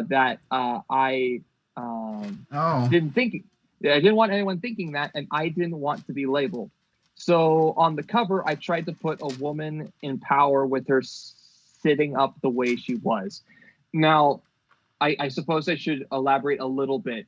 The uncensored version depicts two corpses, one male, one female. Oh, lovely. Engaging in oral sex. Oh, lovely. What a love story. I bet it talks about the romance they had in life. Oh, yeah. It's great. How they met on the little ferry holding hands. And then when they both died together, they ended up there. Yeah, sure. Anyway, so that was interesting to see that even he had some difficulty painting and making the uncensored album cover. But that's not what this is about. Now I'm going to talk about why I like the censored album cover a little bit more. Not that there's anything really wrong other than the very graphic nature of the uncensored version. Wait, so you like that? Which one you you chose the censored version because you like it more? Yes, I like it more, though there's nothing like because the TV. Aesthetic. No, it's not because of the TV. Aesthetically, I really like this one a lot more. It's got a creepy atmosphere to this cover over the more gruesome and perverse imagery of the uncensored version. Now, I will admit that the uncensored version is classic. It's iconic. It's just that type of artwork doesn't interest me a whole lot when it comes to metal album covers. I was gonna say, with a couple exceptions. If the uncensored version was your favorite thing, I was like, I wonder what George likes to look at. No, it's disgusting. Not. And it's not. It's not even like the. And I think that's another thing is the colors used in the uncensored version are a lot less appealing to look at than the censored version. I mean, if I remember correctly, the color palette is a lot of like dark. For the uncensored version, there's a lot of like these white, dark, like this ghost white. There's red, like color wise, it's just not a very appealing album cover. Now, turn to this. This has got like a very lovely deep shade of red that goes through all sorts of different shades on that color spectrum. It's mysterious. It's creepy. I love the color contrast that the blood red Cannibal Corpse logo comparatively to the more passive color palette of the rest of the album cover. Yeah, I think. Yeah, everyone in Cannibal Corpse is so weird. Yes, they are, man. But yeah, so that is one of them. Censored Tomb of the Mutilated. God, I hope no one goes out and decides to look at the uncensored. No, it's your choice if you do. But all right, all right. Mine, my first one, my number 10. Well, it's not really a ranked list. The first one I chose was Mgła's. I think this was their third I can't remember which one this was. Their 2015 album, Exercises in Futility.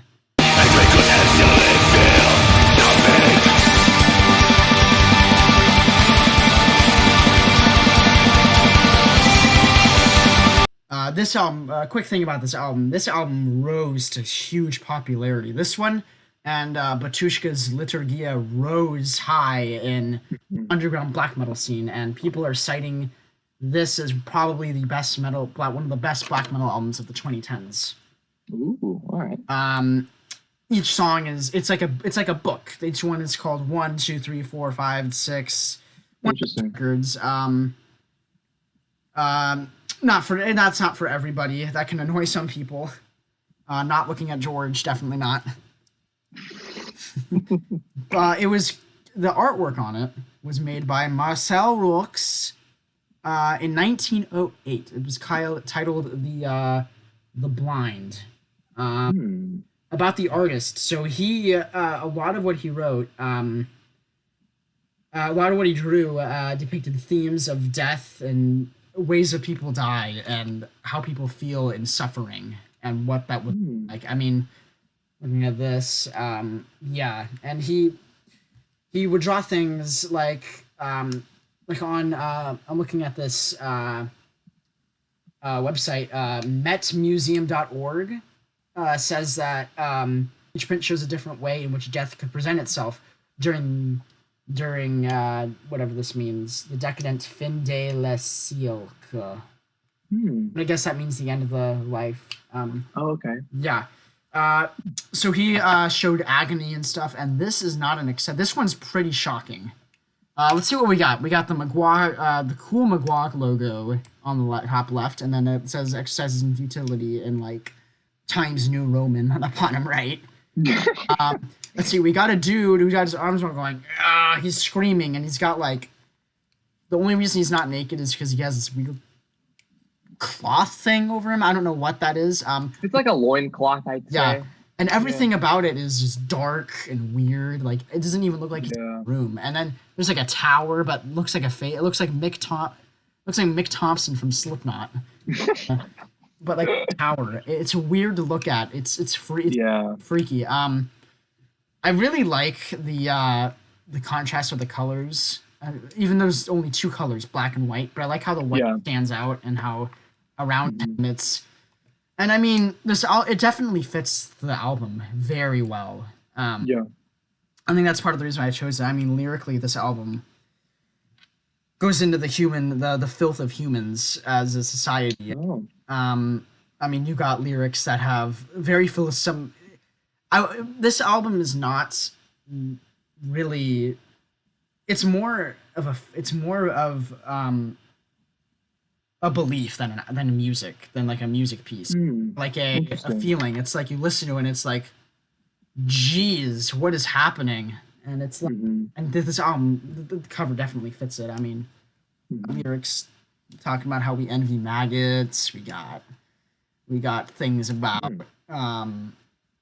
we have a song about blessed be the wood workers, blessed be the iron workers. Interesting. In the heart of iron. He likes to say iron a lot. Iron. Interesting. Yeah, that's my number. That's not mine. That's one of mine. Exercises in Futility by Mgła. Pretty cool. It's a pretty cool album cover, I gotta say. Very, very intriguing. Yeah. I'd recommend. You want that. Yeah. I'd recommend this album to anyone who's trying to get into black metal, but if you like thrash metal, I would recommend that record. Okay. Cool. I'm looking at George, but he already listens to black metal, so it doesn't matter. This is some. All right, what's your next one, George? Well. So real quick before I go on to my next one, just because I forgot to mention it, Cannibal Corpse's Tomb of the Mutilated. That album cover came out with the album in the censored version. That whole thing came out in 1992, and Tomb of the Mutilated was the third album for Cannibal Corpse. Just wanted to clear that up before we moved on. Now, my next one is Behemoth Thelema .6.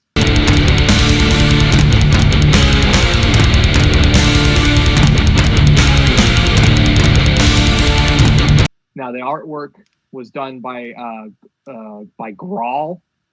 This is their fifth album. What a legend. My name is Grawl. And it was written and it was released in 2000. Now, in particular, I mean when it comes right down to it, I just love all the blue. I just love all the use of the blue on this album cover. It's like an ocean. Yeah, you see so much happening.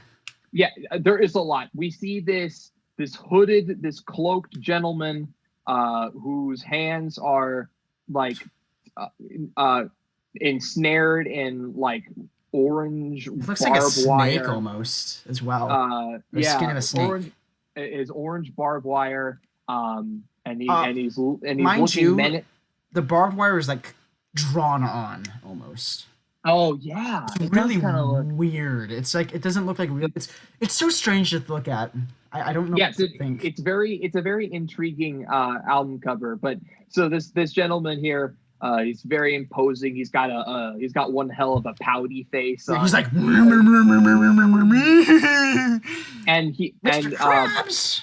And behind him is a bunch of runes and geometric shapes and all sorts of. There's these like a weird circle on the corner too. Yeah, it's pretty cool. And then obviously you got and then we have the band logo and the title of the album Behemoth below it.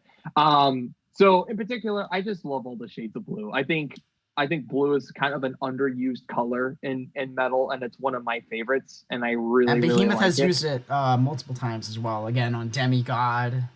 Yeah, Demigod has some shades of blue in it. I love Apostasy has a little bit. Well, actually, a little bit. Weird grayish green. Depending on the version that you get, I think Apostasy has some blue. But I really do love the foreboding and mysterious atmosphere that you get from this cover, and it's very intriguing.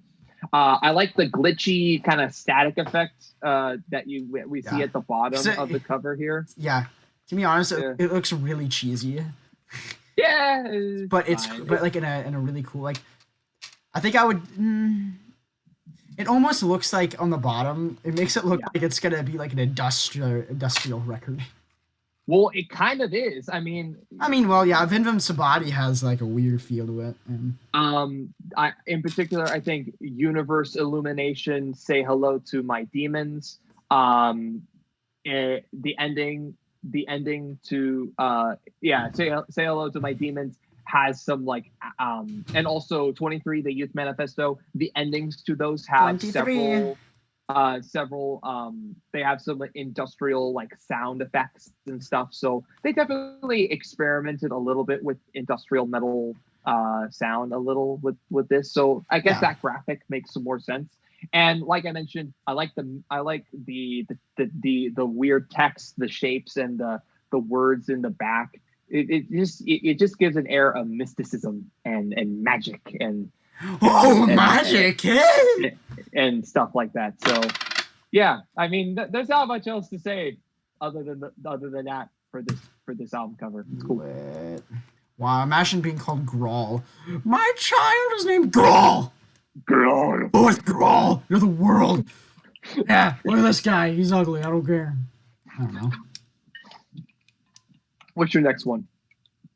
Oh, we're flipping the switch to a completely different style of music. The last three were kind of sort of similar. Yeah, I agree.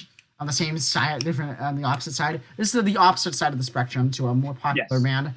The one and only Breaking Benjamin, We Are Not Alone, the second record in their discography. I follow you, you follow me.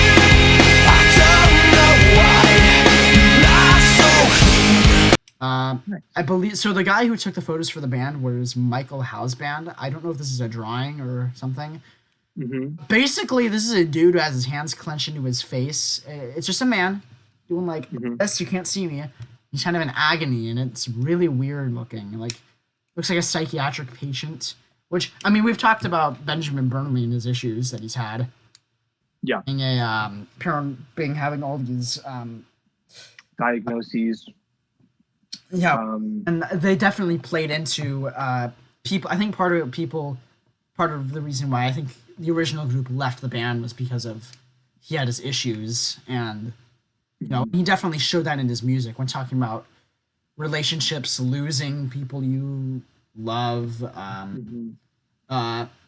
just nothing ever working out in life, and that's definitely apparent on Breaking. I mean, the song that opens this record is So Cold. And I mean, yeah, this record it's a good record, but the artwork I just like it because it's it's different and it's just it's more real, and it looks sad, and you just kind of the record is not the happiest record. I mean, for their second record, this is phenomenal for a second record. Yeah, I mean, based on the couple of songs that I heard off of this album from their best of, definitely did not sound like a sophomore slump of any kind. But can we also just say that this image, this is such a mood. Like I could totally relate to this. Just in life, you're just like, oh my god, just almost except this guy looks like he's digging into his face with the other hand. Yeah, it looks like his hands look weird, like. They look like, I wouldn't be surprised if maybe the gentleman who was in this photo shoot was maybe had some contortionist training, or just had some had some flexibility with his fingers. But that one's I gotta say that there's some good tracks on here. I think it's their best, either this or Phobia, which has Diary of Jane and Breath and stuff. One of those two are probably their two best records. But yeah, what's your next one, George? Your seventh. All right. So my next one. Or no, your eighth. Your eighth. Yes. Yeah, that's right. My eighth. My next one is Lamb of Gods As the Palaces Burn. Rejoice, the age of the fall has begun. Wolves as the palaces burn. The non-anniversary edition. It was a totally version of As the Palaces Burn. Yeah, the title track. Very cool song. So this was Lamb of Gods.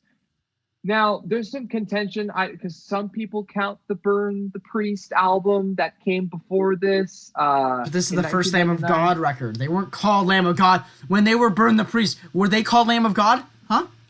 No, they weren't. When Leftover Crack was Choking Victim, was Leftover Crack's first record?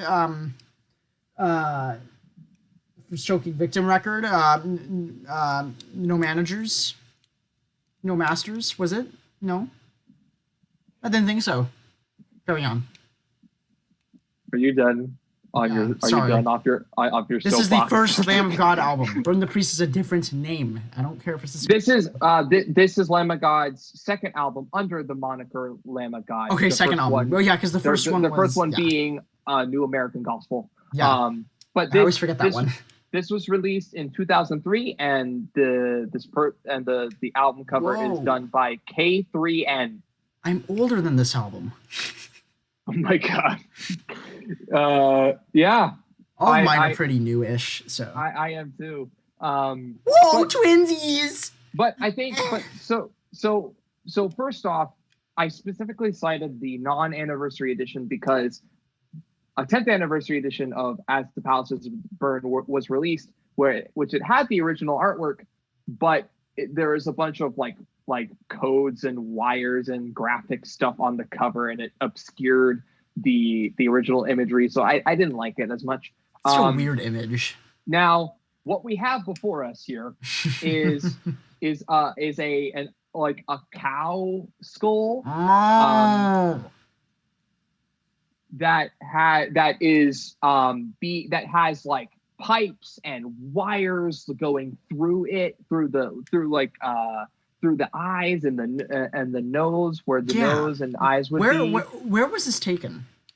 I think this might be a painting of some kind, because Okay. or some sort of digital art, because this is not some sort of imagery. This is not a photograph.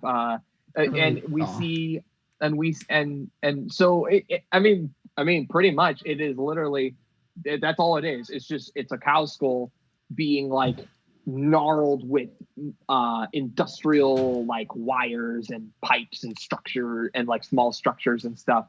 And first off, I really love the color palette of this album. Of this album weird. cover. It's got this. It's like red and white. Yeah, we got this maroon. There's like a little bit of orange in here, and then it's got this like burning white. Like if you ever thought of like white fire, this would be the color of it. It's almost like a bright ivory. Sounds like a band name, White Fire. It's not a good band name, but yeah. There was White Zombie. Oh, that's true. I mean, fair point. But I really like, aesthetically, I really love the industrial imagery clashing with the more nature-oriented imagery of the cow skull. I think that kind of I find that maybe it's like symbolic of like man and nature going head to head. Oh, you said that the last album artwork that we did was a mood. Oh, this is a mood. Sure, it's a mood. Yeah. Haha. Oh, that's a good one. That's a good joke. So good. And I think also this is the first of the many albums that I will say a similar bit about. But the cover makes it fits the mood of the music. It gives a visual to the apocalyptic mood of the songs on the album. And I think that gives this album a lot of extra life when you're listening to it. So yeah, neat. As the Palaces Burn. It's cool. Yeah. All right. Yeah. Yeah. All right. Up next, the great Deftones. This is a couple albums ago. Yeah. No Yokan.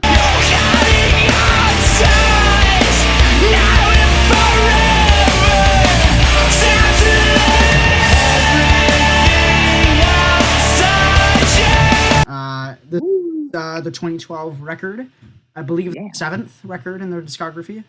They have 9. Yep. Artwork was made by a graffiti artist named Futura, who Futura worked with The Clash to do backdrops for their performances in the 80s. Cool.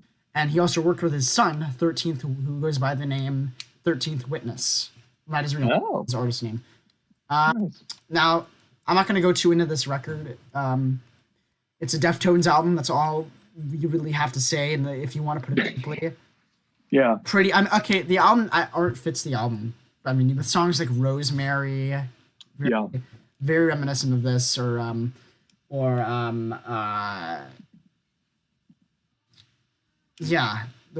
songs.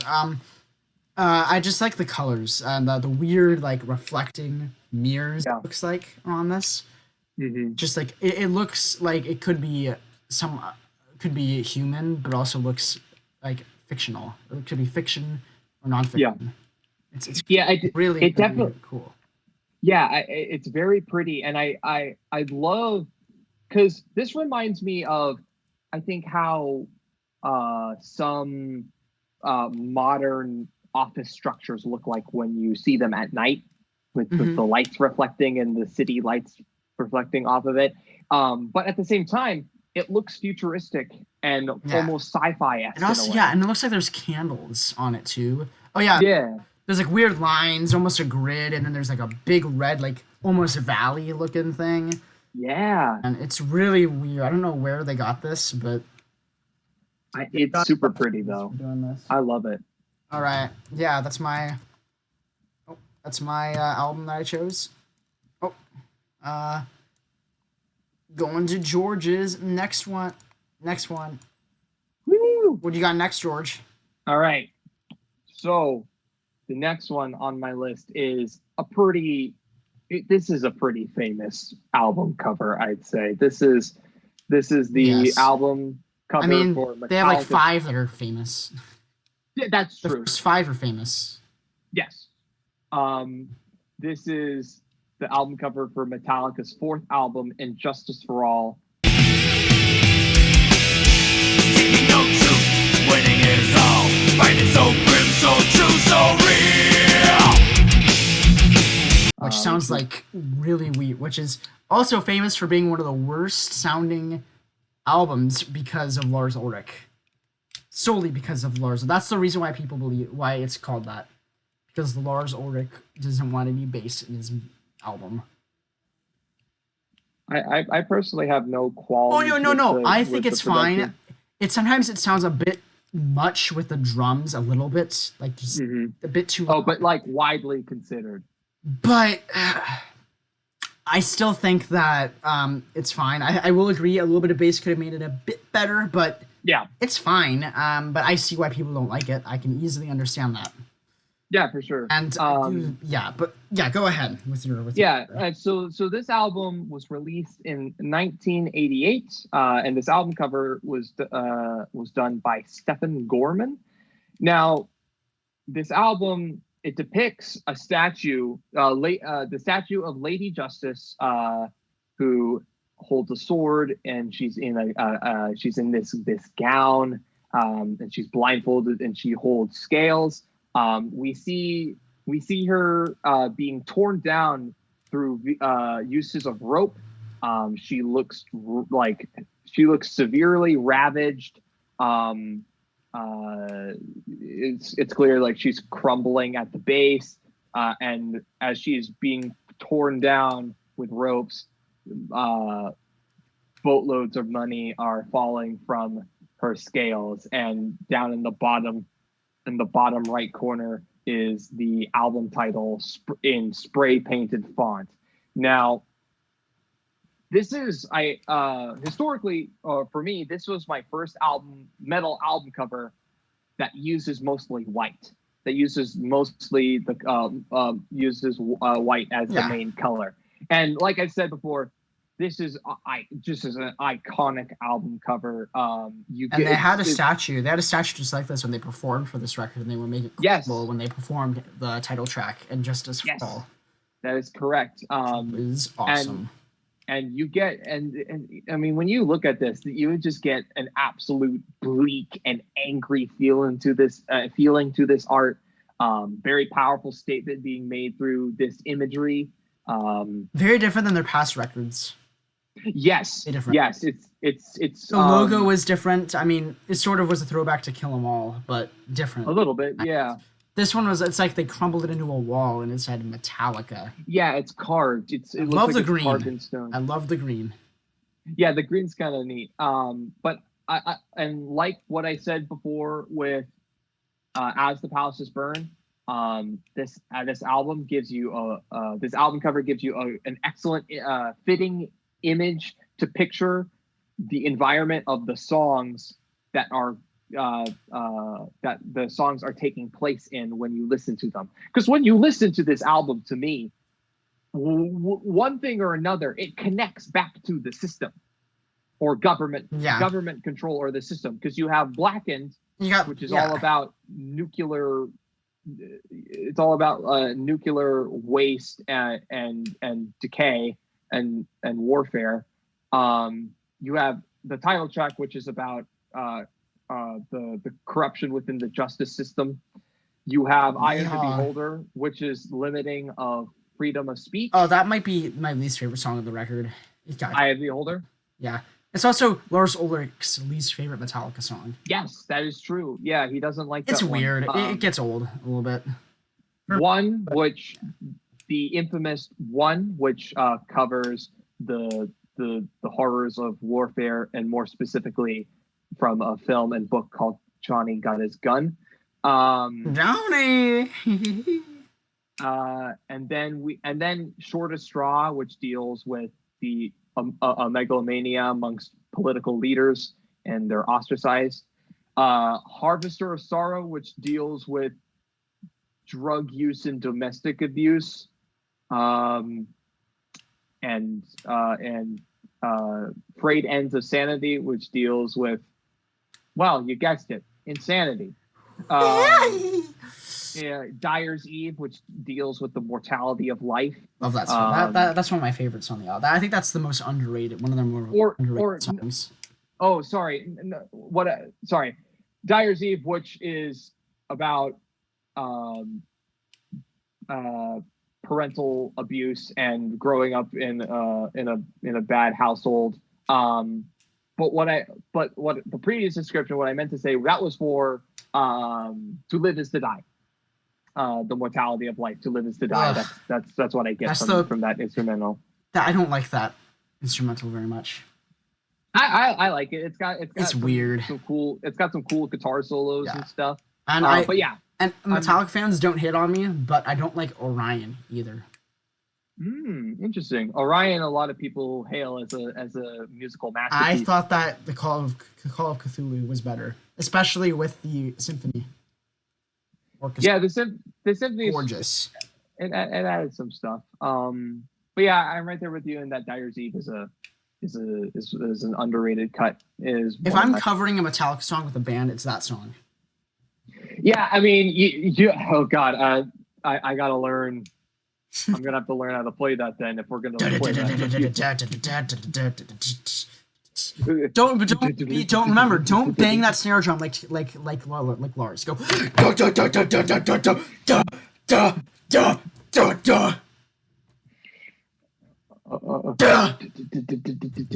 Imagine Saint. Do it the one. They would have made this album terrible if Saint Anger's drum sound was on this instead. Oh my god! Think of how the snare rolls in One would sound. Or Blackened. I mean that snare drum in Blackened is already kind of annoying a little bit enough. Okay. It's a bit out there. It just, I think it was way too loud. It was way too loud when the in your opinion, but yeah, okay. Yeah, that. All right, well, it almost gives me a headache, but the rest of the song makes up for it completely. And the intro. Okay. Oh, that intro for Blackened is amazing. Yep. All right. Well, it seems like we not only did we cover this awesome album cover, but we got some hot takes. Nice. Yeah. Woohoo! All right. Next one for me. Black Dahlia Murder. Their album Everblack. Oh.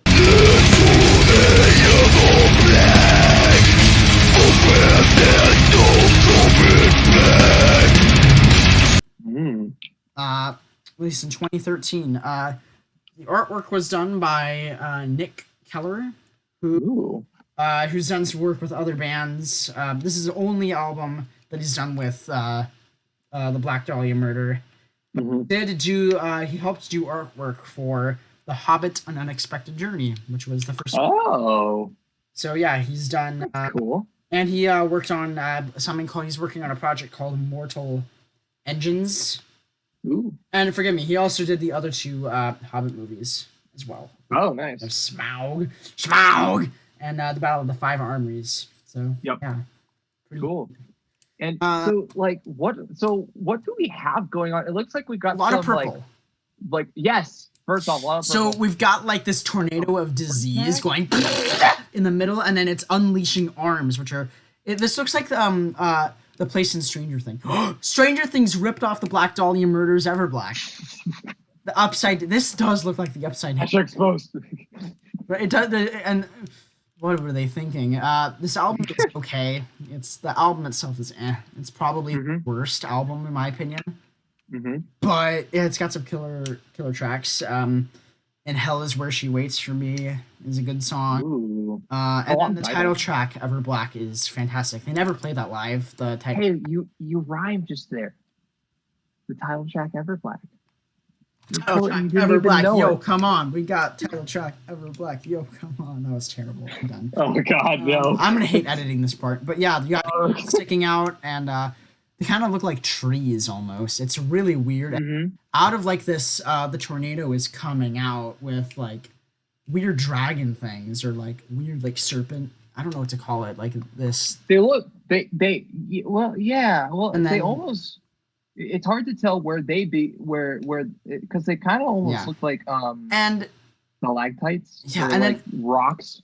But then if you look on the top, it looks either rocky or cloudy. Like I can't tell. Yeah, if it's underground or above ground, it's really. And it's in a cemetery. There's a lot of cemetery things, and there's there's a weird creature on the right. Oh yeah, kind of looks like a little bit like Schmeagol. Yeah, and then there's if you look in the background, there's like dead trees and stuff. It's weird looking. Oh, interesting. Yeah, but yeah, wow, that's weird. That's the artwork. Yeah, and you got the logo on the top. Yeah, Black Dahlia word. Dope. Yeah. All right, up next we have yours. Yes. Up next we have this album, and this is a really weird album cover. I agree. So this album, it looks like Buckdish. Buckdish. The face here, and I I'm from near Buckdish. Yeah. Good old Rammstein. I love that. Now, sorry, go ahead. Now, so this is the debut album for the thrash groove metal band Machine Head, which has gone through 3 million different changes in their career. The band. Yeah. Yeah, it's so true. They turned into a new metal band, and then he and then they're like thrash metal, but like, and then also he looked like he had his spiked hair, and now they're writing lyrics that are like really cringy political lyrics. It's like trying to become Sabaton, but they're not doing very well at it. Well, let's talk about the Nazis. They're trying to hate on the Nazis, yet you got Sabaton writing songs that are about Ghost Division, which almost proclaiming, saying how good they were. Like, but not as people, but you know what I mean. As warriors. Yeah, because they were an elite group of military. Sabaton speak facts. They don't. Yes. They don't speak. I mean, they've spoken ill of Nazis outside of their music, but they try and just keep facts of what happened. Keeping the music factual. Yeah, exactly. Now, just merely relaying the battle prowess of German soldiers in World War II. Yeah. Speaking of Germany, Buckdish. Buckdish. All right, back to Burn My Eyes. Back to Burn My Eyes. Let freedom ring with the shotgun blast. Fuck dish my eyes. So this album cover was done by Dave McCain, and this album was released in 1994. Now, what we have here is some gentleman that looks like a giant. He's got like his face is kind of melting. It looks like we're in some sort of factory as well, because we got this wheel mechanism. Yeah, there's a weird square in the middle. Yeah, we got some stuff, and we see his eyes are getting electrocuted. I just realized this kind of reminds me of No Yokan. In what way? The square in the middle, and it's like transparent through. Oh yeah. And even on the right, it looks like it's going inward. It's like, I can't remember what we perspective wise, yeah, it's very interesting. Perspective art nerds, we're doing you a favor. And we see this gentleman who is upright. And he's got like three necks. Jeez. And severely thick neck. It looks like everything's on fire, and then we see another figure. It looks human a bit, and we see a bit of a spine visible, and it's curved, and it's like it almost looks like an individual bending over, but who knows what it could be. I guess I don't know. It's interesting. I look at this album cover. I didn't notice that until today. That wasn't. And look on the left, the left side. It looks like a man on fire. Yeah. He's like, help me, I'm in pain. And this dude's like, I can't. I become Cyclops. I become not the Cyclops. Is it? I become the blind. Cyclops from X-Men, is that his name? Yeah. My eyes are shooting at this man, and he's bending over, he's doing the buck dish, and I don't know what's happening. Yeah, or maybe the sparks are coming from below, and they're jabbing at his eyes, or into his head. I don't know. Yeah, it's getting bigger. He's I don't know what's happening. It's weird. It's weird. It is very bizarre. But on the right, it looks like there's a fire extinguisher. Look, oh yeah, there's like a fire extinguisher. Oh yeah, I didn't. It's got a tag and everything. The expiration date was 1932. Just instead of anything coming out, it's just like. Yeah. He couldn't see his friends from the fire. So this album, first off, I love the color palette here. We got red, orange, and black. Yellow, very powerful. Yeah, yellow. Everything's like some very white. Flaming. Again, I love the industrial imagery here. I think that's cool. Yeah. So much happening. It's crazy. And again, and I'm gonna say this again, like Injustice for All and As the Palaces Burn, this album cover makes the music come to life. It gives you a setting to visualize the songs burns your as eyes. They take place. Yes. Burn my eyes so they can for this. That was from the song, their song. Yeah, I'm not the biggest Machine Head fan, but they're cool. I respect. Mm-hmm. I get mucho. This album's one of my all-time favorite metal albums. I freaking love this thing. I can't say they have had the most consistent discography in the world. I mean, oh God, no. I mean, their new metal period isn't, in my opinion, isn't nearly as bad as people say. But like, there's some good songs from back then. Like, they're pretty good. Yeah, Blood, Sweat, and Tears. Supercharger. But that's because a lot of people don't like new metal by itself. Like, it's not for everybody. Yep. I think overall, it's Are they gonna become a metalcore band next? Who knows, man? We'll see. It'll be the next. What's for sure is that if you're a Machine Head fan, you are not in secure hands when it comes to musical direction. You don't know what Rob Flynn's gonna throw at you next. Yeah, you just won't. Just all wear masks, become Slipknot too. Oh my God! All right, so yeah, Burn My Eyes, Machine Head. There you have it. My eyes. Oh. What is your next one? My next one is this Grammy-nominated album from 2017, created by watercolor artist Alan Brown, also known as Medusa Wolf. Hey, that's cool. Mastodon's Emperor of Sand.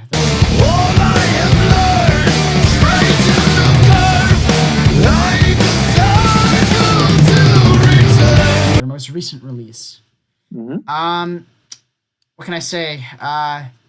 This is an album that they had been making since I think since their album, which a lot of people call their masterpiece, Crack the Sky from 2009. Okay. Working on this since 2009 as a side project or as a big project they've been waiting to release, and some fans. Their albums grow with time. Like, for their first release, it was like, but as they grow, they kind of get better, get older. They age well. That's what Mastodon does. Let's see what's happening. I don't know what this guy is. He's a skull man. He's in some like royal robe armor. His hand looks like beef jerky. He's got a scepter. Yeah, he has beef jerky hands that look like yeah, and then he's got a cool skull face. It looks like but it's got like tusks and stuff. He's got like weird horns, but then he has like two tails coming up, but they're like silver tails. And he wields this scepter with that looks like a lollipop. And he's got I'm gonna eat that. And then he's got like this chest plate that has like a face on it on the bottom. And he's he's standing in the middle of a desert that looks to be on fire. And you can see the watercolor in the background, especially.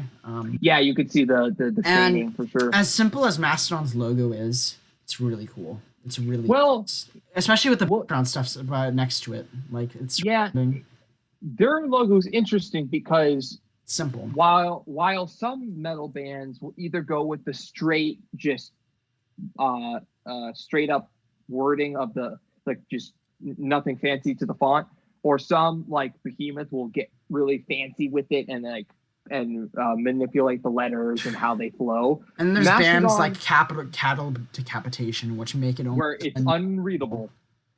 Yeah, it's pretty much unreadable. With Mastodon, they don't do any of that, and they decide to adorn the outline of their logo while the band name is just normal lettering. Yeah, and this is an interesting take. Yeah, and they have a lot of albums, and they have two different types of logos that they use. This is my favorite one, personal favorite one that they have. And this record, there's a lot of cool things, like the ground is cracked. Yep. Earthquake might be happening. There's a lot of cool rocks. I like this on the left side and how it's really bright and pretty, but then this side it's like looks like heaven. Oh yeah. Oh wow. Yeah. It's like heaven and hell. And I believe this is a concept album about traveling through the world or something. Oh, nice. That's cool. I believe. But yeah, Mastodon's Emperor of Sand. That's my fifth choice. Pretty dope, my dude. George, what's your next choice? All right, so my next one. Oh no, that was my number. That was my fifth choice and my number 6. So, what's your number 5? Well, I don't know. Like, so for my next selection, maybe I don't know. None of these are really in any particular order. Yeah, we'll see. But my next selection is the seminal album Chaos AD by Sepultura. Chaos AD takes on the streets, controlling police, bleeding the flames. With album cover art done by Michael Wellen. I got you a shirt for this album. Yes, you did. And this album was released in 1993. And jeez, what is happening here? Good, very good. There's like a wormhole happening. Yeah. So this is a factory, like a machine. Yeah. This album, is very creepy. It's kind of a creepy album cover because you don't know exactly what's going on here. Because you have this man who has been mummified, or not even. We don't even know if they're a man. It's just a person, and they're mummified in cloth, and they're being held by this this almost like a claw-like machine. That's Yeah, like in them, Attack of the Clones. yeah, that's lowering their head into this this It's the claw from Toy Story. This mechanical hole where there's this wormhole, and there's and the wall is like all icky and infected and stuff, and there's a bunch of these and there's a bunch of these hands that are like reaching out from the machine, looking like they're reaching from the machine. Help. I like that. It sounds cool. Oh God, it is very unsettling to look at, but at the same time, it's intriguing because you're like, well, what's going on here? What's happening? To give a little bit of context to maybe why this album cover looks like the way it is, this album, Squidward. Right. Squidward. Oh my God, no. And that looks like Kim Jong-un. Oh no. Oh God, I didn't need to see that. I'll never look at this album the same way again. So this is the period in the band where they decided to get more topical and talk about the corruption and the police conflict and the brutality that was going on in their homeland, Brazil. Yeah. And I know that they like to talk about that. Yes, they do. Both like that too, but the continuation. Mm-hmm. And I think that's what gives, and I think mainly they also take mainly a bunch of the source of their troubles that they talk about in this album are from the source of government corruption and having a militaristic government leading the country, and as a result, I can see why we have dystopian imagery here, and industrial as well, and industrial dystopian imagery. I really like, in particular, I like the color palette of this one because we have like a light blue, we have a black. There's also this ivory white. We have some gray thing on the side. Yeah, it almost looks like a panel. It almost looks like a 2D. But then there's like a black line in between it after it too. Yeah, I think such a weird album artwork. Yeah, but yeah, I really like this palette because you have this like ivory gray, this ivory white. You have this light and dark gray. You have black. You have this light blue, and you almost have like a green kind of ish shade. So yeah, I don't know. Strange. Chaos AD. Strange, but I dig it. Creepy, intriguing. It's cool. I dig it. All right. Let's continue with yours. My next one is, this one's going to be hopefully faster. This is probably the newest one, 2020 this year. Yep. Powerwolf's compilation best of album called Best of the Blessed. In the dark when your blood is calling, in the dust when the fever crawling, in the night came to kill us with the cross. Released 2020, artwork done by Zofia Dankova, who did the last Powerwolf album, which was entitled Sacrament of Sin. Ooh, okay. Cool record. So each of their albums, the past 4 records have had a character along with them. And so in memory for their Greatest Hits album, they put each of the characters they've used and put them on one artwork, and they're all holding their own wolves, and there's an army of wolves behind them. Whoa. You've got a bishop wolf, you've got a king wolf, you've got like another banner wolf.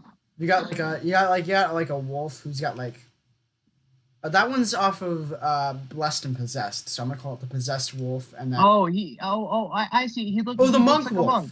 Yeah, he monk looks wolf. Like a monk. Yeah. And then we have like this wolf, wolf, the hooded wolf. He looks like a hunter. This one's from Sacrament of Sin, and he's like a puppet master on the cover. Ooh, interesting. Okay. So yeah, they're all holding their own wolves, which is really, really cool on chains. Mm-hmm. And then you got the Powerwolf logo right here, and you got the Powerwolf flag. One's holding like a cross.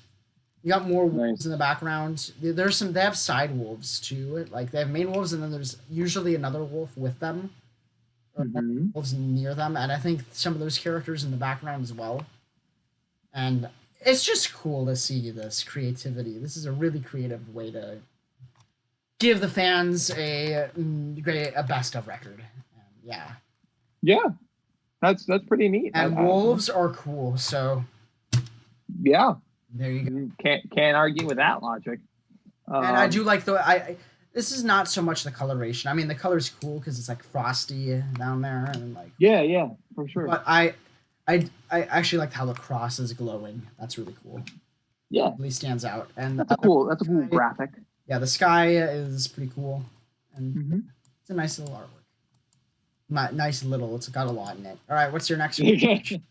All right, so my next one is Disturbed's fourth album, Indestructible. I'll have you know that I've become indestructible. Determination, endless, incorruptible. I'm the Amazon of every. With the album. Are you finished? I have become indestructible. Okay, cool. Which was done. Sorry, go ahead. So this album cover was. How long are we going to continue this bit? Okay, go ahead. So this album cover was done by. I'm done. This album cover was done by David Finch, and this album was released in 2008. Now, from what I understand, David Finch has done comic book work. He's done illustrations. That explains why this looks like a comic for Marvel cover. And that's exactly what I was going to say. I believe he probably has done a comic book for them. Has he done their artwork, the music videos that have like that or drawings or like that are? I am not sure. I don't know to what extent he has been involved in, but I do know that he has done this album cover, and that he has done comic book work in the past. But we see the guy. He created the guy. Yeah. Created him too. So. Well, it's probably one of the coolest mascots for any band ever. I you know what? I can agree with that. That's probably. I mean, there's a lot of good ones, but yeah, the guy of Disturbed is pretty mysterious and cool. So we see the guy coming forth from an eruption of flame and fire, and he's completely unscathed. He was the guy that destroyed the people and burned my eyes. Really? He destroyed the guys in that other album artwork. I knew it. Oh my god. Okay, whatever. And this is the sequel. And to be honest, that's it. That's all that's going on visually here. It's there's guys fire, walking out of flames. Fire. Now he's got chain around his. Now there are two words. Now I have only one thing to say that sums this entire album art for me. Oh. Badass. I mean, look at this. I mean, like, to me, this is a visual anthem for metalheads. Now, I know a lot of metalheads, or not a lot, but there are quite a few metalheads that don't like Disturbed.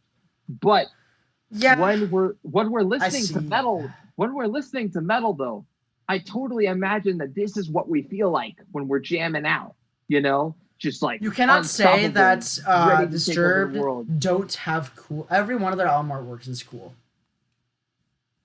Yeah. Even Evolution. I mean, Evolution is okay, I guess. It's fine. Yeah. There was this one that they haven't had the guy in it since Believe, I believe. Believe, right. Yeah, Believe was that was the last one. And but every one of the ones with the guy is cool. Yeah, no, I totally agree because he's such a great mascot. And again, I really love this color palette. This orange, this red, this yellow, and the black. It's just the whole thing just pops and it strikes at you. I almost put Immortalized on my list. Oh, interesting. Because he's cool. Yeah, it is cool, and he's like this monolith-looking statue. But yeah, so Indestructible, Disturbed. Indestructible. The determination is nightmare. Not every enemy will know. Indestructible master of all. All right.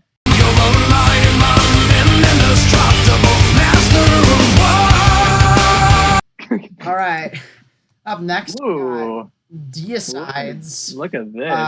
2018 album, Overtures of Blasphemy.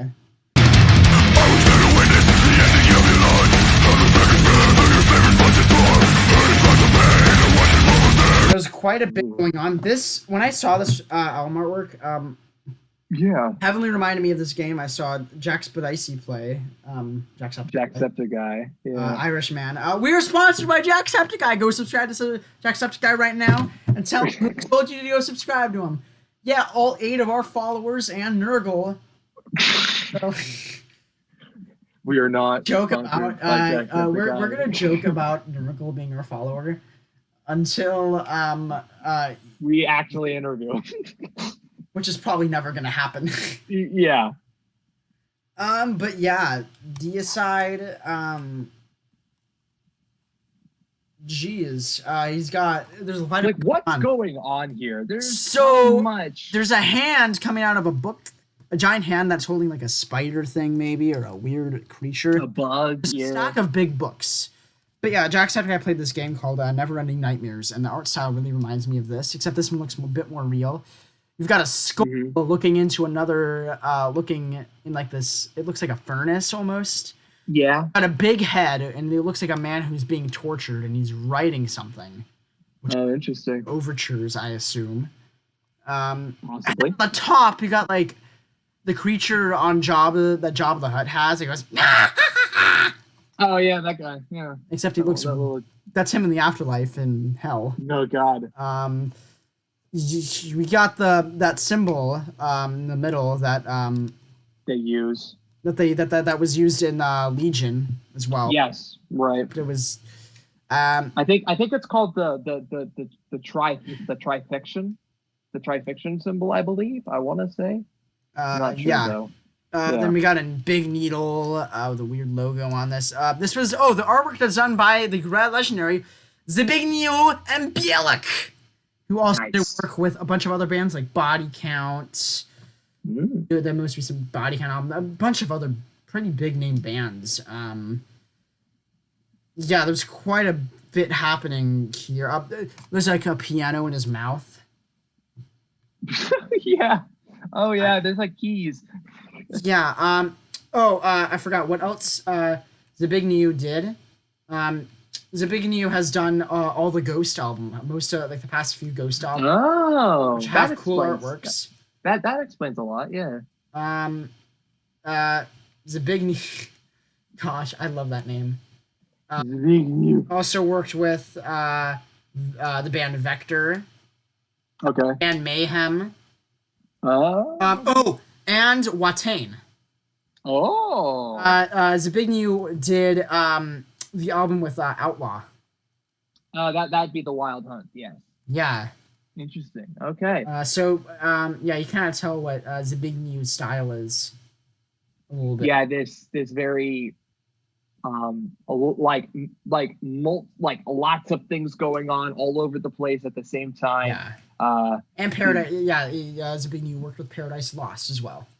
Oh, interesting. Okay.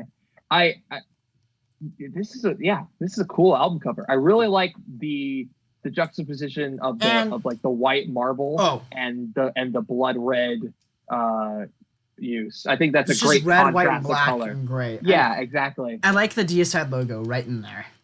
Yeah, it's styled a little bit like how Metallica's logo was on Injustice for All. It's like it's carved into stone. Yeah, I like it.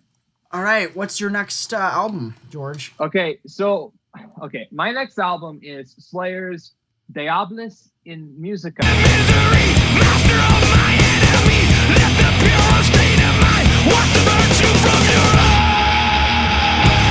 eye. Now, Oh, I want to say something before, because I could not find a concrete answer as to who did the art, the album cover for this album. Based on the album credits, though, I have come to the conjecture that it is a combination of the art director and the photographer. So the art director is Frank Harkins, and Exum. Maybe I created the image, huh? Maybe you did when you weren't even born. Well, I was conceived before my parents were married. There's a nice little guy over there. Oh God, I just realized there's a dude in the background. Oh, is he here? Look at that. Wait, where? Oh no. That's that adds a whole. It looks like there's a cross on the chest as well. If you look really closely. Oh, that is. Oh, that. And look on this corner. There's like stairs going up. Dude, that is creepy. I just got chills. I'm like, does this make? And look on the right. There's like something happening here too. I don't know what that is. Yeah. And it looks like there's a person head too right here. Dude, like this is a crazy album cover. I think I love this Slayer logo. I mean, this is the first time that they ever experimented with it outside of their traditional. Also known as their worst album. Widely considered as their worst album, which I don't understand the hate. Or I mean, sure, maybe I don't know, but it's my favorite part about the artwork is this big old parental advisory explicit content. Oh, that's right there. Delicious. It's so good. Now, I do want to say though, this album, I love that they experimented with the logo here and it's more Ruin-like. I love that they went for like a black and white color palette here. I think even Nurgle referenced that he loved the album cover. He didn't like the album, but he really liked the album cover for the Slayer record. And that's our next sponsor, the Slayer album cover, Diabolus and Musica. Buy it now. We won't get any money. Just buy it now. It's gonna be great. Yeah, you can find it. Featuring songs like Death's Head, Bitter Peace, Stain of Mind, In the Name of Good. But yeah, that's our sponsor, our unofficial. Woo! Oh God. Continue. Okay, thank you. I do love the sinister imagery and the creepy vibes here. Now the creepy vibes have been intensified now that I notice all these things that you pointed out. I'm so happy to do this. I do want to say though, can we just say this evil looking priest individual? He looks a lot like Father Martin from the first Outlast game. Maybe not Father Martin, but he does look like. This gives me, when I first saw this, I was like, this is Outlast.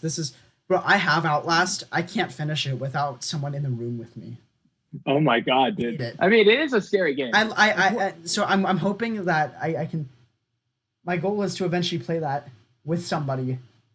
Because I cannot play that game on myself. It's so stressful. It's freaky.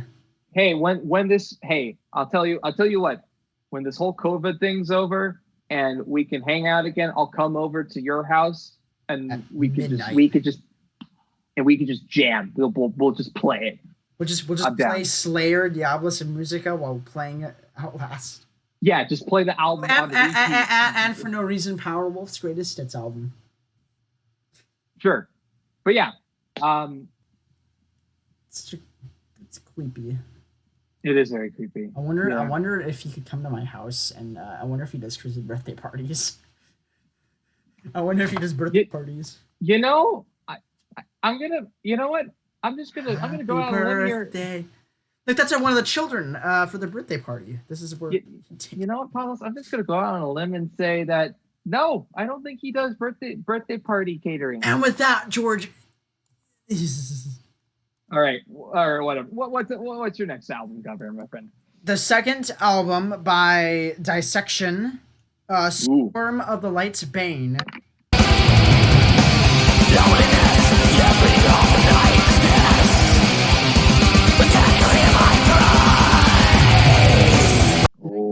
The artwork was done by Christian Wallen, who I believe also did the Somberlane with their first record.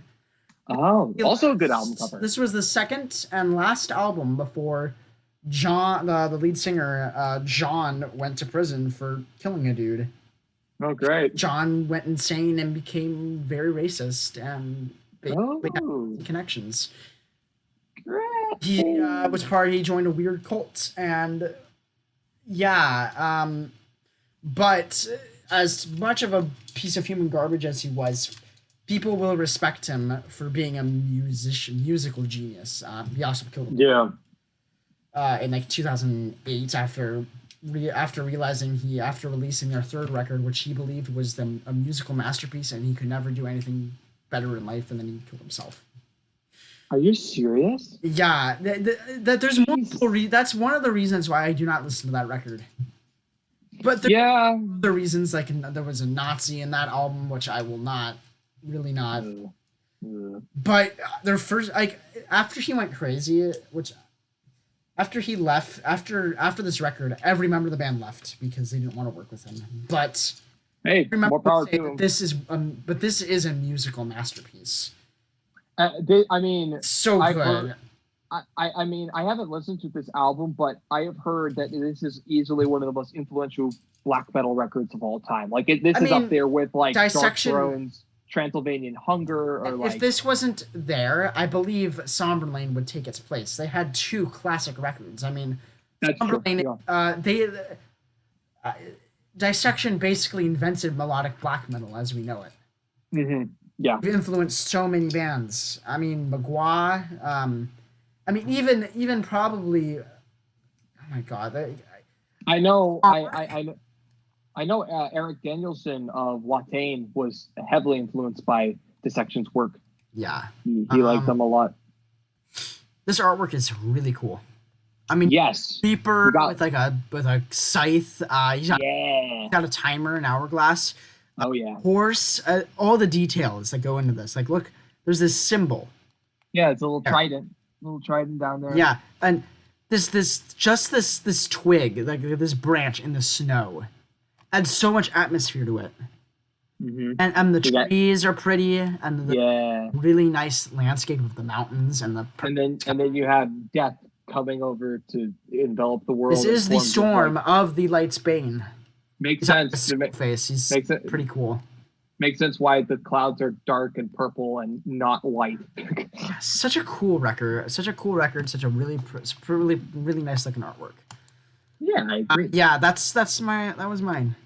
What's your next one, George? I mean, I know it, but why don't you tell the world? We know this album visually and music wise very well, and this is one of the most classic metal albums as well. Is it up there? Would you say this is up there with Injustice for All for iconic? One of the most iconic, or like as an iconic album cover, would you say? I wouldn't put it. I don't know if I would put it on the most, but it is iconic. I agree. It's Slipknot's self-titled album.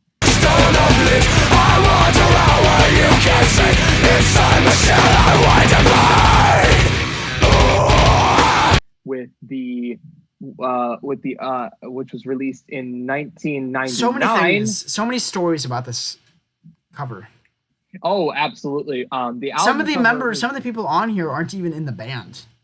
Some of them weren't even in the band by the time the album came out. Chris Fenn was just inserted into the picture. Oh my God, that's so crazy. But yeah, the album cover was done by Stefan Steskis. And it features the nine members of Slipknot with the album. The image is like has a fisheye lens because the whole it's all scratched up. It looks like someone scratched it as well. Yeah, the image is scratched. They're in like a prison like environment. Or they kidnap somebody. They kidnap Chris Fenn and they're gonna beat him up. Honestly. Not he looks like a dead body. Chris Fenn looks like he's dead. Like, it looks like they killed a guy, put a dead body there. They all dressed up and they went, "Hey." Well, see, and that looks like a serial killer photo. You know what? That's the thing that creeped me out about this album cover the most when the first time that I saw it is that so uncomfortable to look at right now. I didn't know Chris Fenn's stick, and I didn't know that he was a member in the band. but then but as I grew more versed in Slipknot and how they worked, I knew of the members. But when I first saw this, I thought this gang of 8 dudes kidnapped and we're gonna do horrible stuff to this guy, and they put him in this like zipper mask and that he was suffering and oh my. Mick Thompson's mask back then, jeez. Oh my god. Like these masks are kind of garbage compared to now, but they completely fit this time period. Yeah, I mean, don't even get me started about Clown's mask. Oh god. Far right, coming right for you. What's so weird creepy. is every mask that Clown has had, he's realized has represented him at a time. Yes, that is true. He said that like each one reflects a period of his life. Now, again, this album cover is just instantaneous Paul Gray. Creep and mystery factor. Rest in peace, Paul.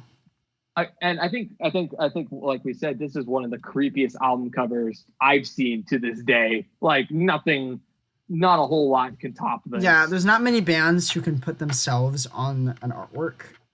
Yeah, and have it be good. Yes, for sure. I really hope we get at least one more record that has them all on the album cover. Ooh, that'd be cool. I miss that. They've only technically had 2. Yeah, the special edition of Volume 3 had them. That doesn't. I don't really count that though. That's just because the version, not the official. Yeah, it's in the official. But yeah, we had All Hope Is Gone. All was gone, and which was cool, which was freaky too. And then they're just in a wheat field.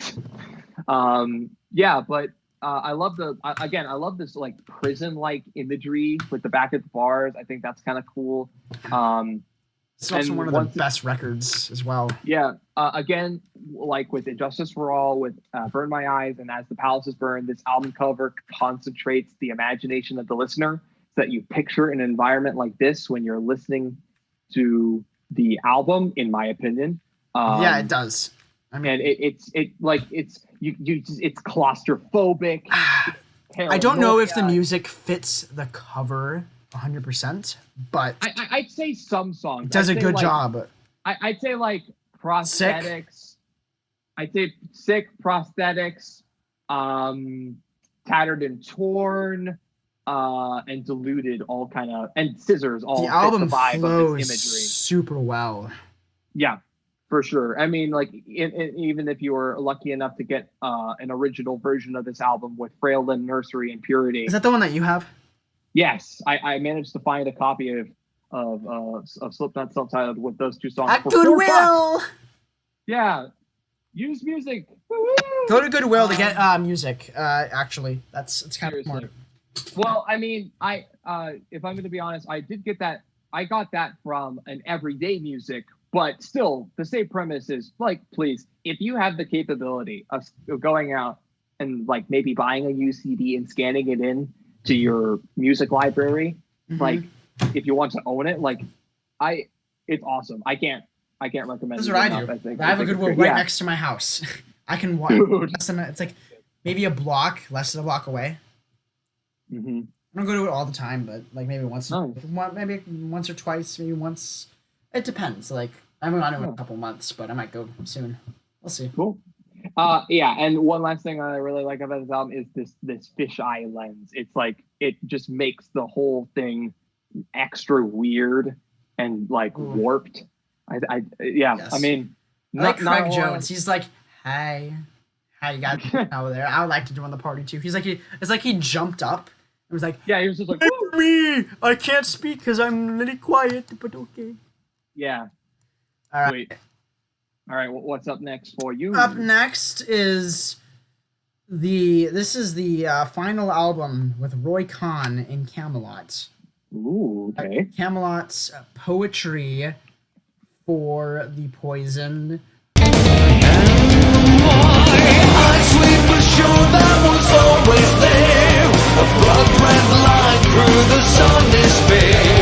Released in 2010, artwork done by Seth Zero Anton, who is the lead singer of another big band. Yeah, Septic Flesh, isn't it? Yeah. Nice. That's good. And he's done another. Before we get into what I like how this album cover and what it means as a record. let's talk about what Seth has done.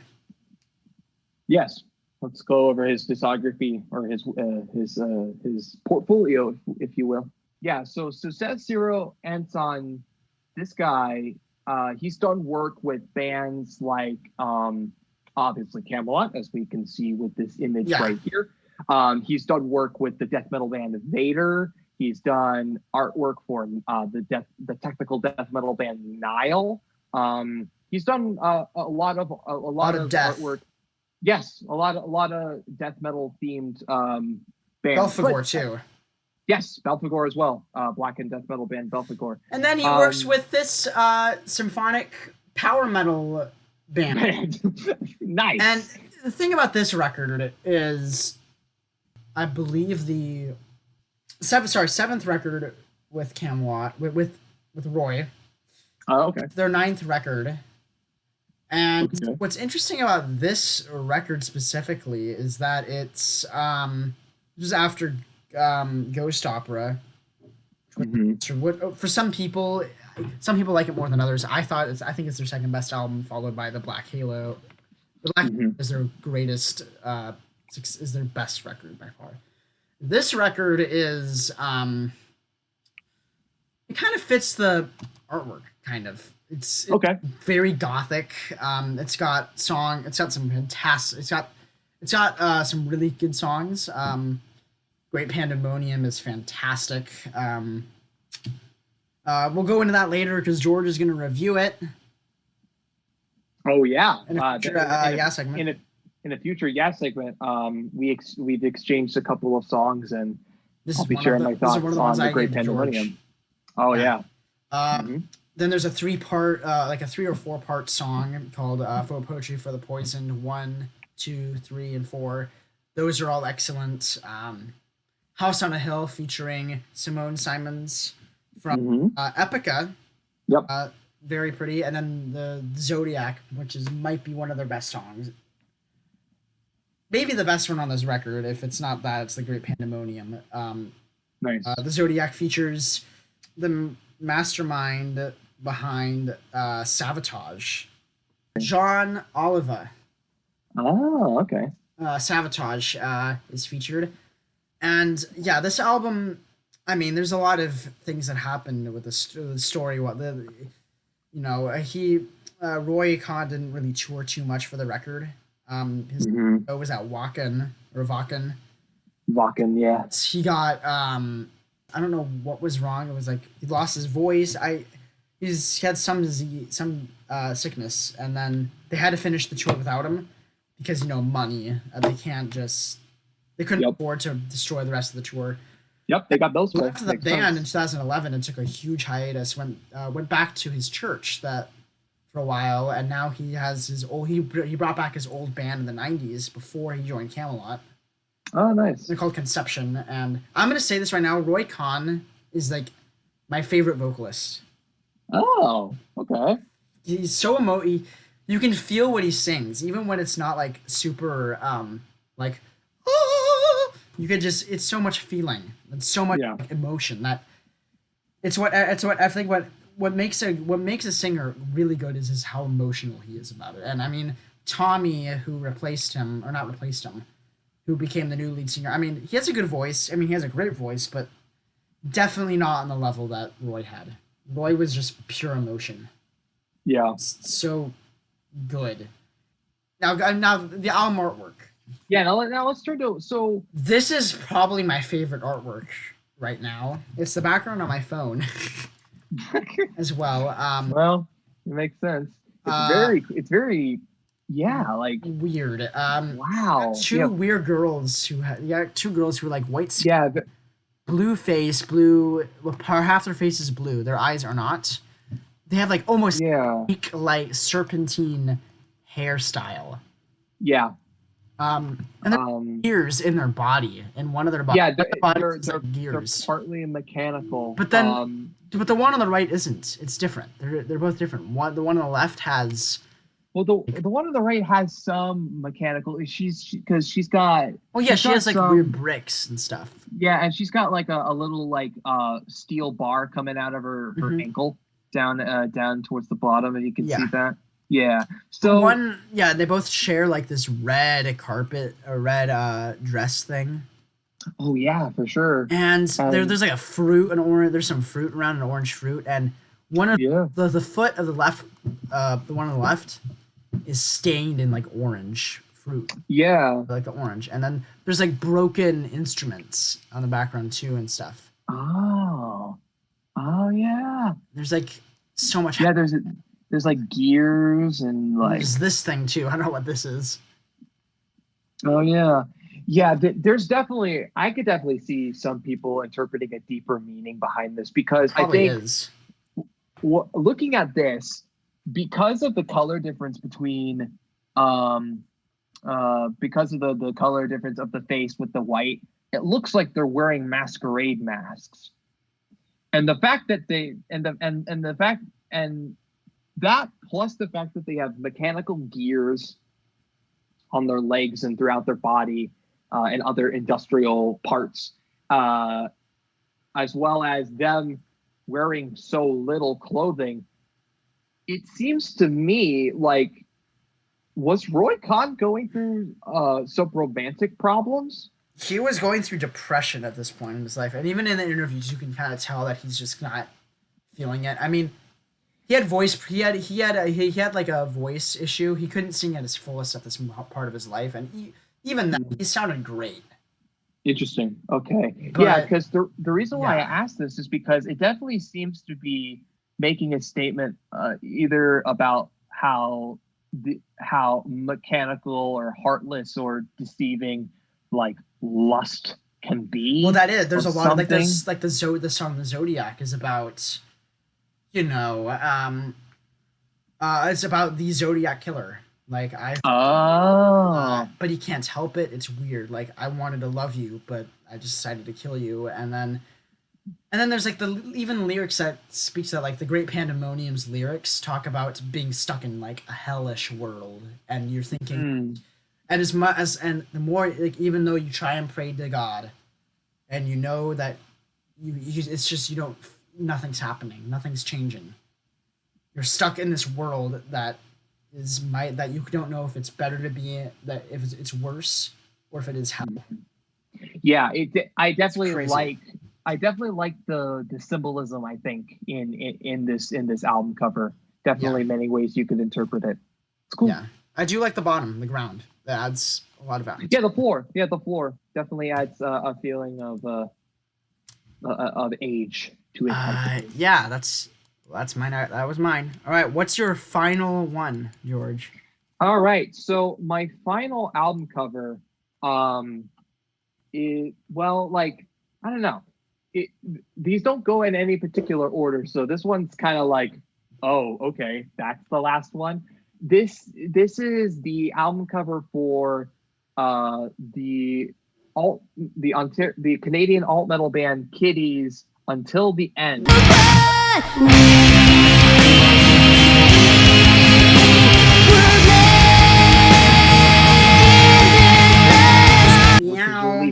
In 2004.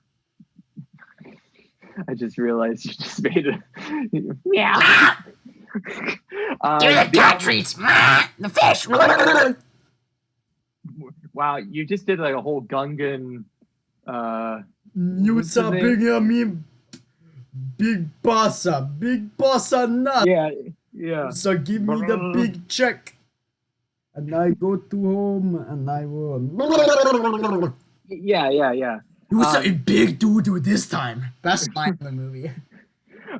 So the album, big doo-doo this time. Sorry. The album cover was designed by Geoff Mack. Now, speaking of symbolism, like we were discussing with Poetry for the Poison. Yeah, there's like a dying angel. Yeah, a lot of symbolism going on with this one. We have an angel who is tied, who seems to be drowning, tied up by rope, scratched, emaciated, and is basically dead. Yeah, basically to the point of near death. Now, to me, this is powerful symbolism and imagery. Like, this is like a fall from grace. This is the death of goodness. Do they talk about that in the album? I think so. I think there's a couple. They do have a song. I think about uh, uh, I think maybe abuse amongst women, or at least the lyrics are called "Daughters Down," which kind of hint at like being cast down, stripped of dignity, of pride.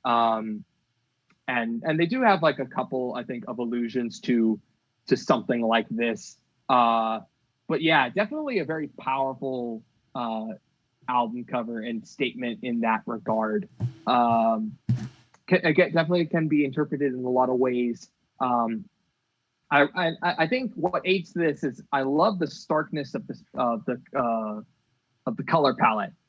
There's only like a little bit of orange. There's like orange brown at the top, and then the band logo, which is in this like ghostly white and gray black font color, and then the angel's wings are a little bit purple. But other than that, it's a lot of like drab colors, and as a result, it kind of makes you focus on the image here, which is a very powerful, again, very very symbolic and powerful image here. Not much else to be said about it. I really like it. It's a good album cover. Neat. All right. And your last one, which, as it so happened, was one that I just did earlier. Yeah, Slayer's Diabolus and Musica.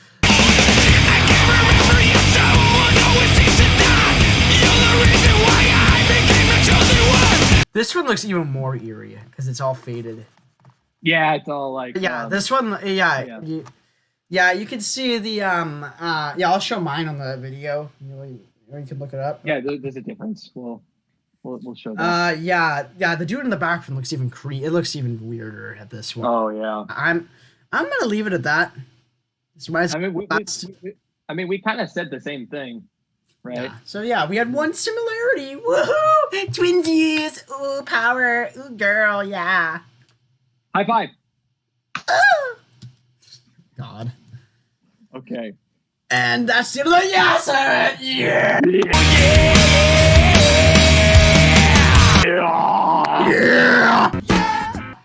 Yeah. Yeah. Yeah. Yeah. Give me them yes. Fuck yeah. Yeah. Yeah. All right. Well, thank you for tuning in on this episode of Just a Couple Metalheads. Oh yeah. It's been fun. This might be a two-parter. It might not be. We'll see. Got a lot to edit down. Yes, we do. Yeah, and when we mean we mean Pavlos. Yeah, the royal we. When we say I mean you. Royal flush. All right. So yeah, I remember a reminder to, if you made it this far, to this might be our worst segment, but I don't care. It's fine. It's all good. Remember to put your songs in the song suggestion, justacouplemetalheads@gmail.com. We got an Instagram. We will have a Facebook in like 16 years. Yep. George wants to take that on, but I'll think about it. No, you look like, you can't see George, but he's just like there. I can see your mouth. It's creepy. Oh really? Yeah. Speaking of, I may have an idea for an album artwork, and I'm not telling anyone else because they might steal my idea. Okay. End of this episode. Hope you all had a good life. Bye. Also, gorillas are tasty sometimes. Yummy. Paper. This